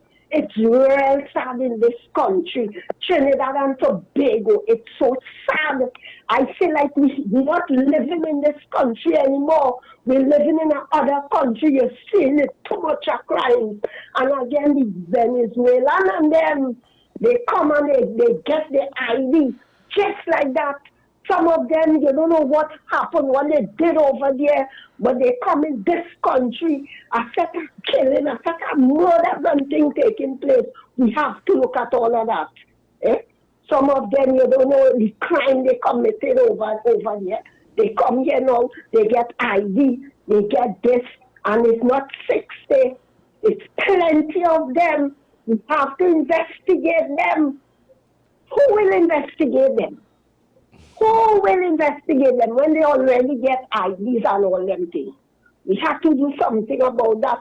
And I say to hang them now. The hangman, hang them. The court is clear now with all the crime. We cannot go on so, because when our next generation and generation to come, we wouldn't have them. We wouldn't have them. So hang all of them, I know. I say so. Hang them. Get the hangman now. Thank you. Thanks, caller. And just so people understand, this disposal of body stories of 56 bodies, Al Jazeera has it and then expanded on our national security crime situation. It was on BBC, right, DW News, that's the German station, they covered it. A Bangladesh publication apparently also has an article about it, right? So we have, you know, Britain, Germany, Middle East, and Southeast Asia at the very least. At the very least, we famous. Right? And that's not even the worst story that came out of this weekend. Just by the way. We have, is it Dabadi on the line? Say thanks. Dabadi's on the line, caller. Good morning. Yeah. Good morning, Sean. Morning. ESP. Good day. How are you? Yeah. Allow me to bring condolences to the Eversley family. And to the citizens of Trinidad and Tobago. I mean, this incident is such a sad one. In my 47 years since we would have joined the police service, I've never heard of an incident of this magnitude. Yeah. And as a former officer, there are several things that would raise a red flag. 4,000 rounds of ammunition, and especially with a municipal police, that is a no-no. Yeah. You have to look at the strength of the station too, that it ended up with one person working at the point in time, although the information we get in is what is coming from the news media. And we don't know how much of that is 100% true. But it is a very sad day, and it's a wake-up call for not just the municipal police, but the TTPS also. Because sometimes you have rural stations being manned by one person or one corporal, one constable, and the corporal sleeping in the village with somebody, and there's one person there. I recall the incident in Maracas where where somebody was killed. I think there was one person alone in the station, to my recollection. Marcus But the thing about it too is that we need not to treat it as a one-off incident. Yeah, we need to. But it is a wake-up call for us, and it is a crime against all the people of Trinidad and Tobago. Yeah. So, Sean, that's my 2 cents, and some of the things that happen there should never happen. That amount of arms and ammunition to deal with the municipal police, I think that it is way, way, way over the regulated amount that they should have. Because even though they have to go on the range, you would have ammunition on the range to them. So that 4,000 rounds of ammunition, I don't see it correlating with the amount of firearm that they have, you know. Even though they have an extra magazine, I still don't see it adding up. Right. All right. Yeah, yeah, So there are lots of excessively. lessons to be learned from here, and I think that all other police stations need to be on high alert, and also the including the municipal stations and them. You know, so wonderful program. Locked on and listening, and you all have a nice day. Thank you, caller. First, I want to say, Digger Martin, on this particular story, his argument of disagreeing with MP Gonzalez is somewhat correct in that international help doesn't seem to be quite directly useful with this particular situation. This is a very dumb. But I guess it comes back down to what you said. We don't know what was the point of this whole thing. No, and international help may also mean assistance with technology that we may not have at this time. Okay. So, I mean, and which is what I believe the MP did say, to be fair to him. Yeah. Right? Technical, forensic, and investigative areas, yeah, of course. if required. Yeah, right? Trinidad often works hand in hand with other jurisdictions to solve crime. So it's not to say that, you know, that we aren't capable of doing it. It's just that we are accustomed getting the assistance from international bodies. Now, one of the reports said that this was municipal police headquarters. I don't know exactly what that means. So so you have divisional headquarters. So Port of Spain would be a divisional headquarters, or this would be, like in the case of TTPS, this is the headquarters in Port of Spain. We also have our headquarters in South. Now, the reason why I say that is, could it be that the armory wasn't just for this station alone, but maybe for wider and that's why they had so much ammunition? No, well, to be honest, this caller didn't make a very valid point. 4,000 rounds of ammunition for 62 firearms is really, really inconsistent with itself. Right. Because generally firearms come with about a certain amount of magazines. So it can only hold a certain amount of rounds. Yeah. Which is about 2 or 3 magazines, and then you have 62 by 3 is not necessarily 4,000. There was only 4 MPXs, Right. which I misidentified as UMP-45. So that was my mistake. Right. But they only got 4 of those. So that's 30 rounds, I believe, 9mm, right? Right. But then the pistols would be what, 15 rounds? 15 rounds, average 15 by Shotguns say would 3. would hold 8 in there. Yeah, but they don't carry magazines. So, right, you know. no, but when I say they'll hold 8 in their, well, magazine. And not 9mm, of course. Yeah, not, right. Yes, they didn't say a shotgun shells were taken. So you're looking at 40-something guns, most of them only with 3 magazines, that's just 45 rounds. Right. Yeah. So 40, yeah. Sorry, so, 52 9mm. So what possibly they also holding firearms, not just for the shift. So the shift might have about 5 people, 6 people. Yes, but for the entire strength. Yes. So the strength might be about 40 people and whatnot. Yeah. So that is why you have that amount of firearms. But in terms of, he did make a valid point with respect to the ammunition, because you could only carry what your magazines could hold. And if this is the thing, if it's supposed to be that they have like the extra stockpile at the location, I'm just speculating here, it makes the whole one officer to secure it. No, remember on that point with the officer, remember it may have been manipulated a particular way at that point in time with the shift. So the shift may have manipulated themselves. I understand that, but the thing is, I say that with the caveat that if anything like that happened, if there was supposed to be more people on shift and they weren't, right, I don't think you could say, oh, well, there was nothing wrong there, right? Right. Because then now it comes back down to, what about supervisors? Who was in charge of the station? Right, so it does come down to that. It does come, because when I was working, I worked in the charge room in Chaguanas in 2014, 2015, for a few months. Because I came out of the CID and then I went into I had to go across to the Special Victims Department. I had to work a few months in the charge room waiting on that to open. Right. And during that time, I remember as the sergeant, it was myself and about approximately 10 persons on that shift. Right. To be honest, I never slept at any station. I would have had my own quarters. I've been entitled we are entitled to reserved hours. But I would not have done it because to me, it wasn't safe. Right. I didn't feel safe. So, right. On a particular night we worked, any night we worked, you have the sentries around, you have persons on patrol, on calls for service, responding to reports. Yeah, they're out of the station. But me, I would remain in the station, and myself and the corporal, we would be on the compound. So whole night we're drinking coffee, you know. Right. There was a cafe on the corner with some Jamaican people, and they used to sell coffee. And we used to go there, we purchase our coffee about 100 feet from the station. And we purchase our coffee, and we go back in the yard, and we would be in the yard, in front of the station, standing up, and we working whole night, you know, people coming in to make reports, we send it out, we send out the patrols and whatnot. But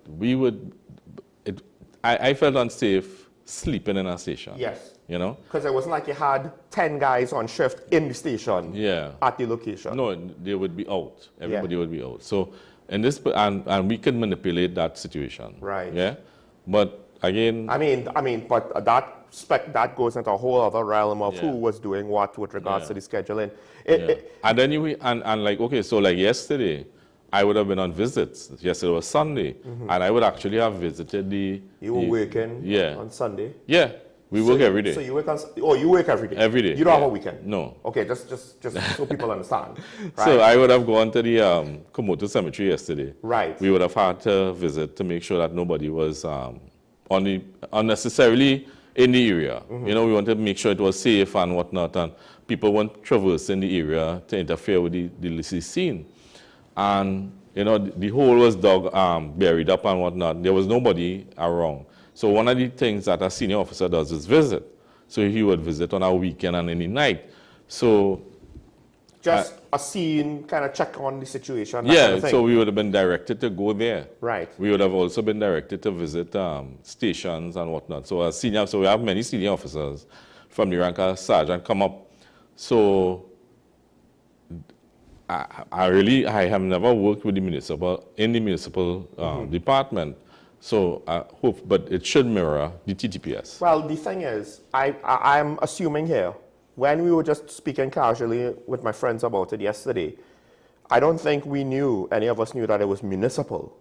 Right, no. So, we just thought it was police. So hopefully they mirror the TTPS in the sense that the sergeants and whatnot, the inspectors. But what I'm saying is, to the public, there will be members of the public who did not know the distinction immediately. Right. And the thing is, I would not doubt that just about everybody would have said, oh, this happened at a police station.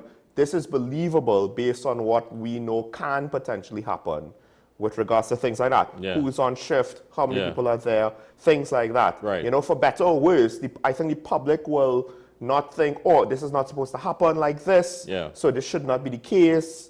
You know, and the distinction between the two services, between the two police bodies, I don't think it matters that much to the public in the sense of the vulnerabilities. Yeah. And, you know, and I mean, you raise a lot of questions we don't have the answers to yet. I don't know if the public ever will get some of those finer details. Right. But this should not be so easy to happen with what's already in place. It should never have happened like that. Again, as I said, if all the protocols were in place, if everything was in place, like the TTPS, it definitely would not have happened because of how it is set up. Again, as I said, we have senior officers, and when we say senior officers, from the sergeant to the rank of senior super and the assistant commissioner, doing visits, conducting visits any night, especially any night, to make sure that junior officers are where they're supposed to be. Well, I mean, this is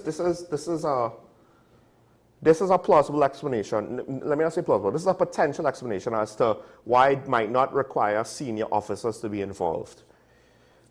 generally speaking, if somebody senior visits one night, are they going to visit the next night? No. You know what I mean to say? So like you could observe patterns as a criminal. You don't necessarily need to be, involved in the decision-making process to exploit something. Yeah. And it goes back to what I said. That's why you don't need someone to betray you to the gangs. You don't need someone to give away your information to the gangs for them to know, hey, this is when this family and this household is the most vulnerable, and we could get them, and we could go into the house, and we could take whatever, and blah, blah, blah, blah, blah. And unlike a police station, because you all try to say, have the cameras, have the lights, have the this. Not everybody has that. Yeah. Right? Target hardening. Yeah. Target hardening. Yeah. And again, one of the things that probably helped this case is not just, okay, right, police station, you would think, oh, it's supposed to have a lot of bodies in there armed, right? But it's not just that, it's the cameras. Yeah. Right? And it's the multiple cameras. And it's safes and it's vaults and it's whatnot. Yeah. So we have some comments. This is going to be tricky. If we could just take the comments first in line, just let me know if I'm getting it wrong. So from the first one, from the top, right? So the first comment, I'll start reading it out. Make body cameras and dashboard cameras mandatory for the TTPS. Then the Paria Independent Judicial Investigator state that the TTPS is a well-oiled criminal enterprise. Now, I'm not entirely sure what the Paria had to do with this, unless there was some other Paria incident. But listen, I agree with the statement in general, although technically, this is not an issue that body cameras would have solved. Right? Now, listen, I actually also did point out, I think a lot of the public is going to say, hey, if we had a curfew, then this potentially can happen. Now, if it was an inside job, then the curfew would not matter. The curfew would not matter because the police involved police officers would have gotten the criminals in, right? Yeah.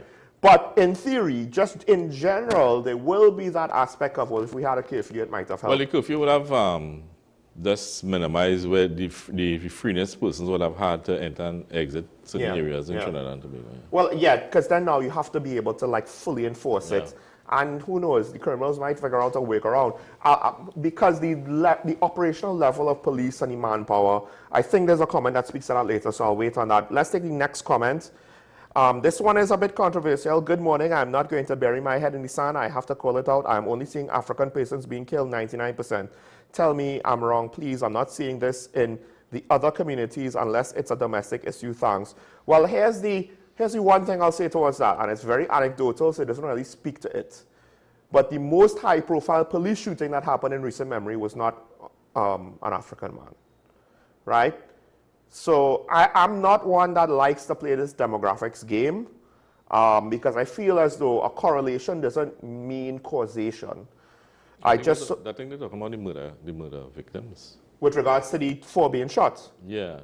No, but what I'm saying, I understand that, right? But then, like, what is the causation of the issue that you're trying to identify? Because that, to me, just says, well, members of the community had an issue with members of either their community or neighboring community, and on some level, it makes sense that the demographics will be what it is, given the geographic area. Yeah, the geographic location and the gangs and whatnot, yeah. So that's why I said, I saw a video, someone was talking about education. He found a correlation that digital devices and the results with the education system in America got worse. The more digital devices they utilize, the more digitized it was, the more modern, right? But he did say, I have a correlation, but I don't have the science to prove any sort of causation. So it's an incomplete analysis, right? That's why I prefer to stay away from this kind of thing, unless we have hard evidence to suggest something specific and nefarious. I don't think it have anything nefarious about it. All right, let's go to the next comment. All the police now available working 24 hours a day will now be able to stop the crime here. The general quality of personnel selected, the attitude of the average member of the service, and the perception they could break some laws with impunity, example traffic.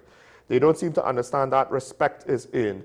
Now, granted, I was told of an incident of a frivolous traffic ticket where the police officers basically did everything they could have to lose the respect of the public that they were interacting in. But that's not all police, right? Ironically, the top of the comment where they say all police now available working 24 hours a day, this is the thing. I understand we like to bash the police. One of the things that I have never said is, or they're lazy. In respect of, there are too many incidents since COVID where all the police are out working, nobody can get leave, all the police are out working, or a police officer dies of a heart attack and he's like 30-something or 40-something.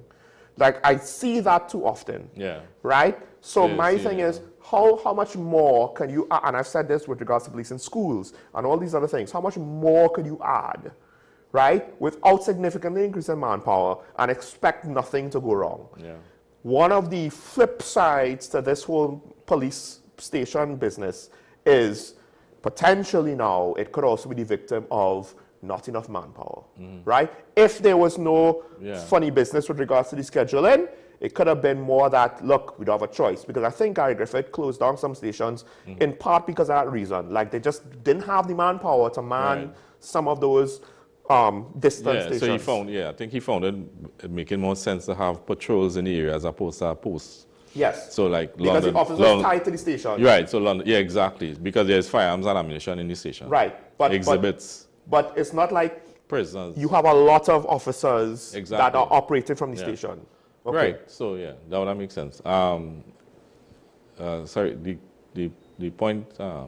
Which one, with regards to the police work hours or the police customer service? I guess you could say. Because that was basically 2 points the comment made. Yeah, was the manpower. But well, I was talking about the manpower. They said all police available 24 hours a day.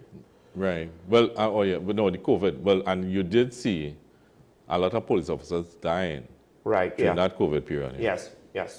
Yes. If you follow the news, yes, the longest one is that they were not dying from criminal confrontations or shootouts or anything. Yeah, like and that. they can't have lazy police issuing numerous tickets that members of the public complaining about. I mean, the main thing why I said that is the amount of back-to-back periods of all hands on deck. All hands on deck. Like during the Christmas period, during the Carnival period, during the SOE. Leave is restricted. General election. So leave has been restricted for the longest while. Officers, when you apply as a police officer, you can't just leave the country.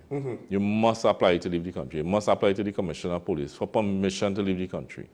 You can even take your leave. So that's why police officers have years. You always hear police officers have years and years of leave. Yes. Because this is what happens. Yes. The leave is restricted. They work. You even heard me say that I never used to sleep any night. I had 2 hours. You get 2 hours reserve. Right. I never used to take my reserve. I used to stay up, drink coffee all night. And you know my situation now. Yeah. So you see a lot of police officers exhibiting a lot of health issues because of the workload. Yes, 7 days a week. Workload. One of the callers spoke about when you're off duty. Police officers are basically never off duty. Sean, I work every day. Yeah. I basically work every day because I remember you said I don't read news, and I was trying to explain to people that's not surprising given your schedule. You don't have time to read news. I don't have time because the position I hold, because of where I work with asset management, we're talking about fleet management now. I moved away from investigation, and investigation was even worse. Right. You have and one of the callers, your first and you're caller, still doing certain duties, right? Yeah. Yeah. And one of your first callers spoke about the information that the UK government or the UK police provided to the TTPS, and he spoke about allegations being made. And one of the things you have to understand, we have thousands of investigations going on based on information. But the thing is that you have to have evidence to charge. You have to have evidence to prosecute. Yeah. And not every time. So he spoke about information that former ministers were in cahoots with gangsters and gang members. He spoke about that. And the thing is, you could have that information and you could conduct an investigation, and we could have several hundred investigations in that realm of types of investigation. But you may not have the evidence to prosecute. And that was one of the things your first caller spoke about. Now, let's go to the last comment quick to wrap up. I believe this should be the last comment. Didn't the Commissioner of Police suggest that approximately 500 criminals are holding 1.3 million men and women hostage? If so, 500 undesirables cannot be contained, hence the reason for the outcry within the prisons. This is the catch with the situation. The problem, the scope of the problem has grown so large that it's difficult for a reasonably sized criminal justice system to deal with it. It's just so large. The amount of cases, I mean... And another point, Sean, the amount of cases before the court. Yes. It's not lazy police bringing those matters before the court. And this is the messed up part. It's not to say that it's all of the murderers and all of this and all of that. No. If all of the murderers were caught and arrested and charged, High Court will probably be brought to a standstill. Because I don't know if we have the similar size American cities do not have a murder rate that crosses 200. Yeah.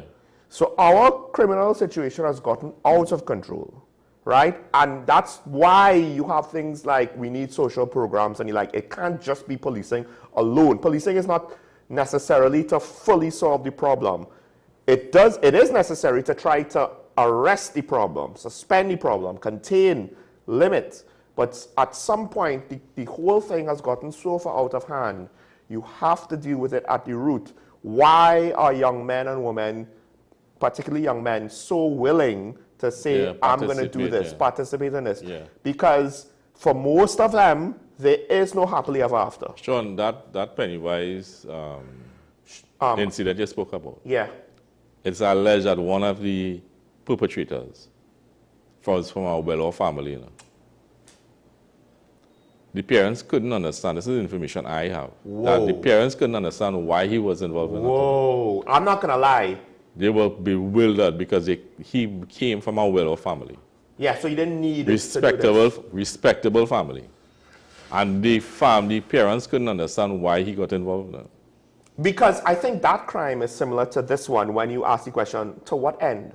Yeah, exactly. What was the end game to this? The end game, What were you hoping to accomplish? How did you think you'd get away with it? So that one, wow. So it tells you the mindset of the criminals we're working with now. So they're not just adapting. They think irresponsibly. I think also it goes to the point where human beings are so variable. Yeah. There are 1.4 million of us, 1.3 or 1.2 million adults, or however many, right? And there might potentially be a lot more closer to a 1.2 individuals with a significant amount of individualism that to say we're going to lump, just because we're all Trinidadians and Tobagonians, Trinbagonians, we're going to lump us all in a box and say this is exactly how we are and we fully understand.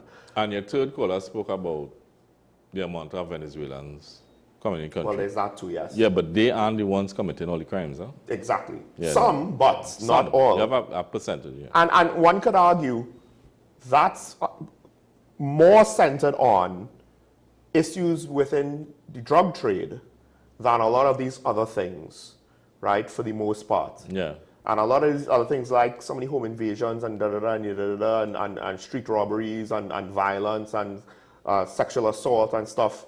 That would exist regardless of the migrants. It doesn't matter. You could have migrants coming from any other country. You would have that same percentage of persons committing crimes.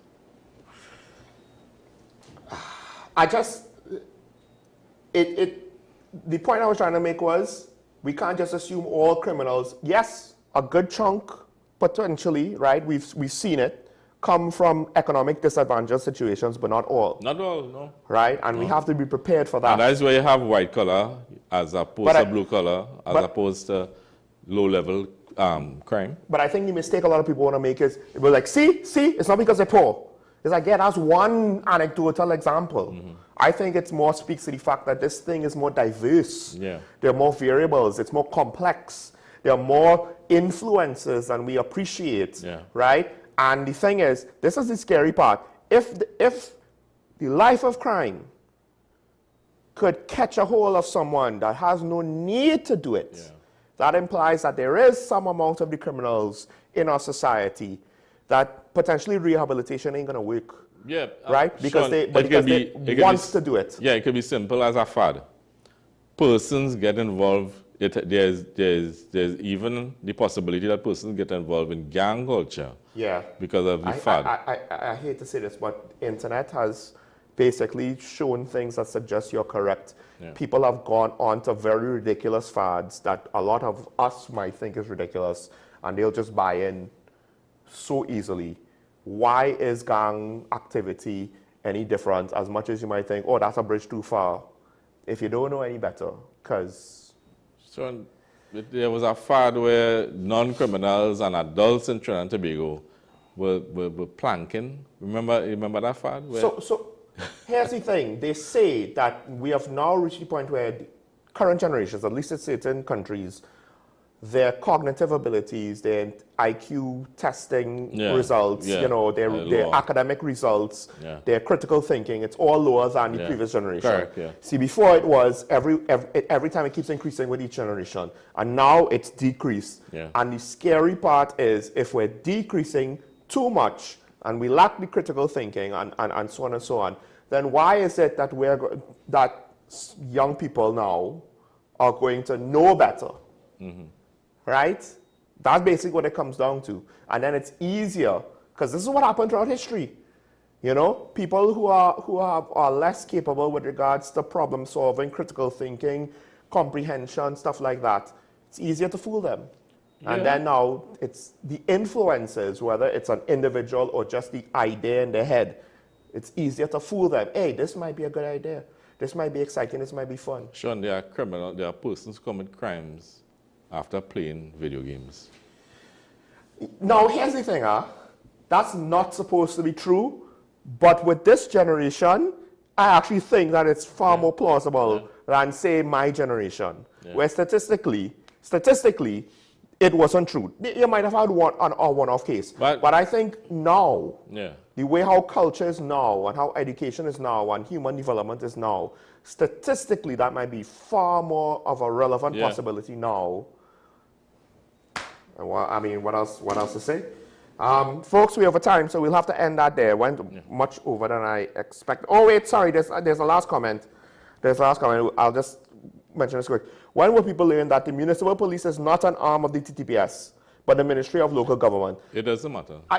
Exactly. I understand that, but in this case, we're talking about a police station with a lot of guns and a vulnerability that also can and potentially does exist, at least as observed by members of the public, in TTPS police stations. Maybe not to the same degree, because I've never heard of a TTPS police station, a major one, with one officer. This was a major station. No, we don't. We would have to move officers if there's a shortage somewhere. Right. But the basic protocol in a police station is that there are sentries. So we have the sentries inside who take the report, and you have the sentries outside who man the compound. Right. So in the TTPS, there are safety measures for these situations. Right. But potential situations, well, there's no longer potential. I don't want to say that it's guaranteed that it can't happen, right? Because, again, there's a lot we don't know. No, but after this, it shouldn't happen. I mean, but this is the thing, you're going to wait for the heat to die down and see what happens when the dust settles. And I'm not saying that it's going to be easy to attack a TTPS station, right?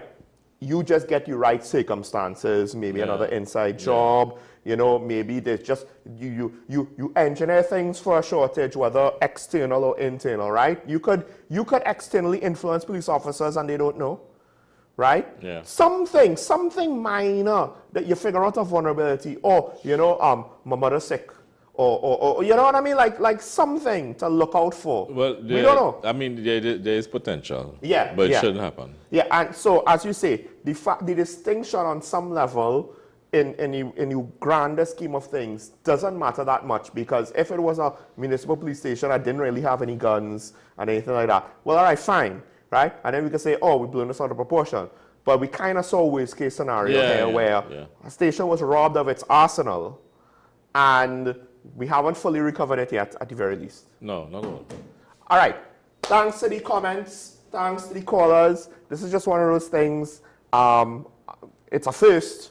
Maybe that's part of the scary thing too, It's a first. Kind of like when... and then I just want to address one of your callers, I think the third caller spoke about the 62 bodies being a lot of children. Yes. There is situations where stillborn births, and the hospital can't keep the bodies, so they hand them over. So there's an arrangement where the private homes, funeral homes, are paid to store bodies for the hospitals. And I'm not saying this is the case, I'm just saying this is generally what happens.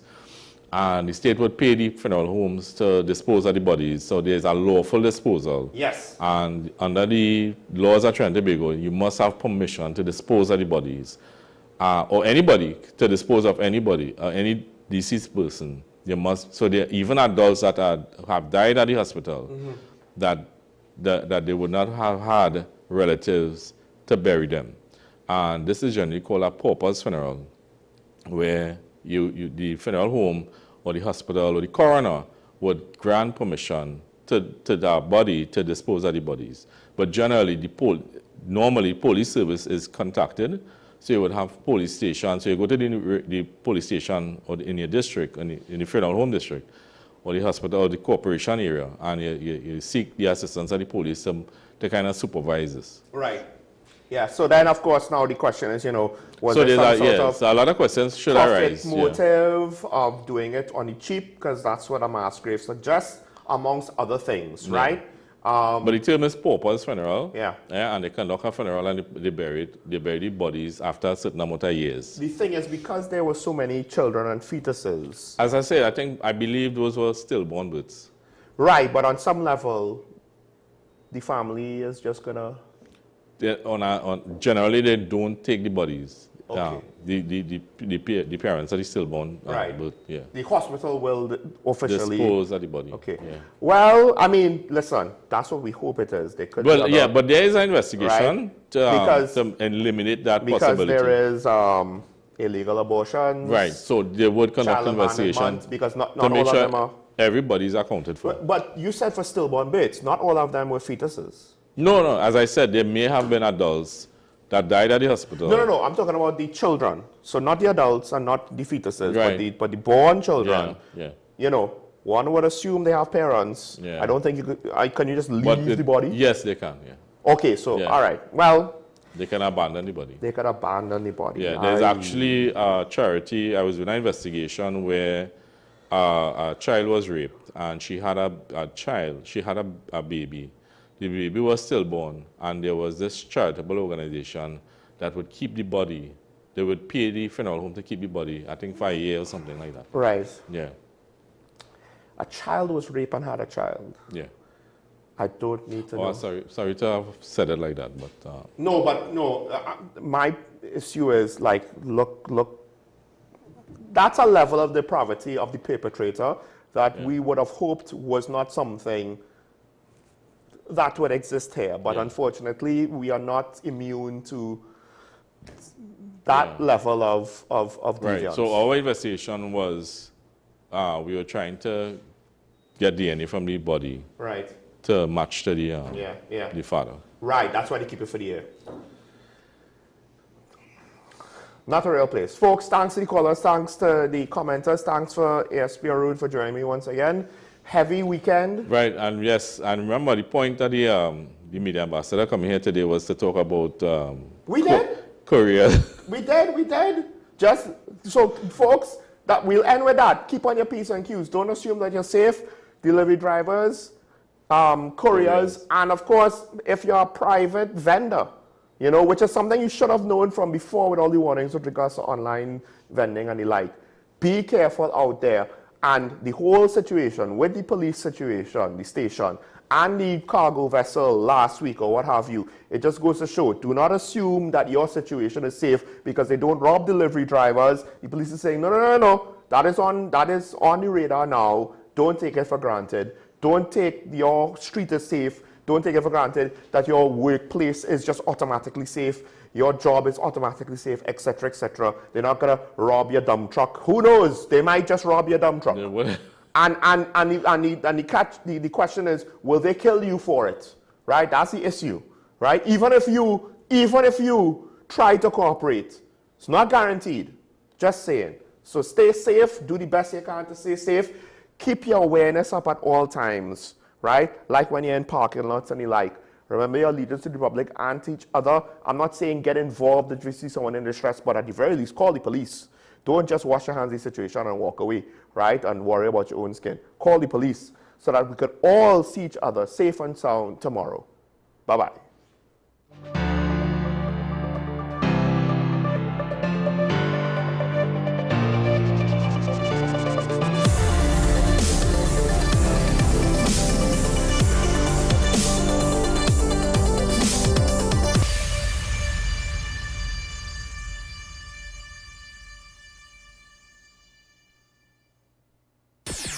WESN.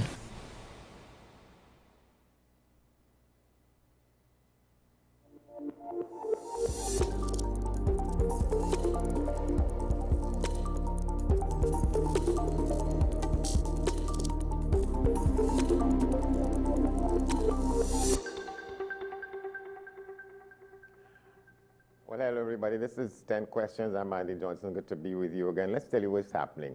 Women urged to reshape the parliament. That was a headline in an article in the Express newspaper dated Wednesday, April 15th. President of the Women's Parliamentarians of Trinidad and Tobago, Penelope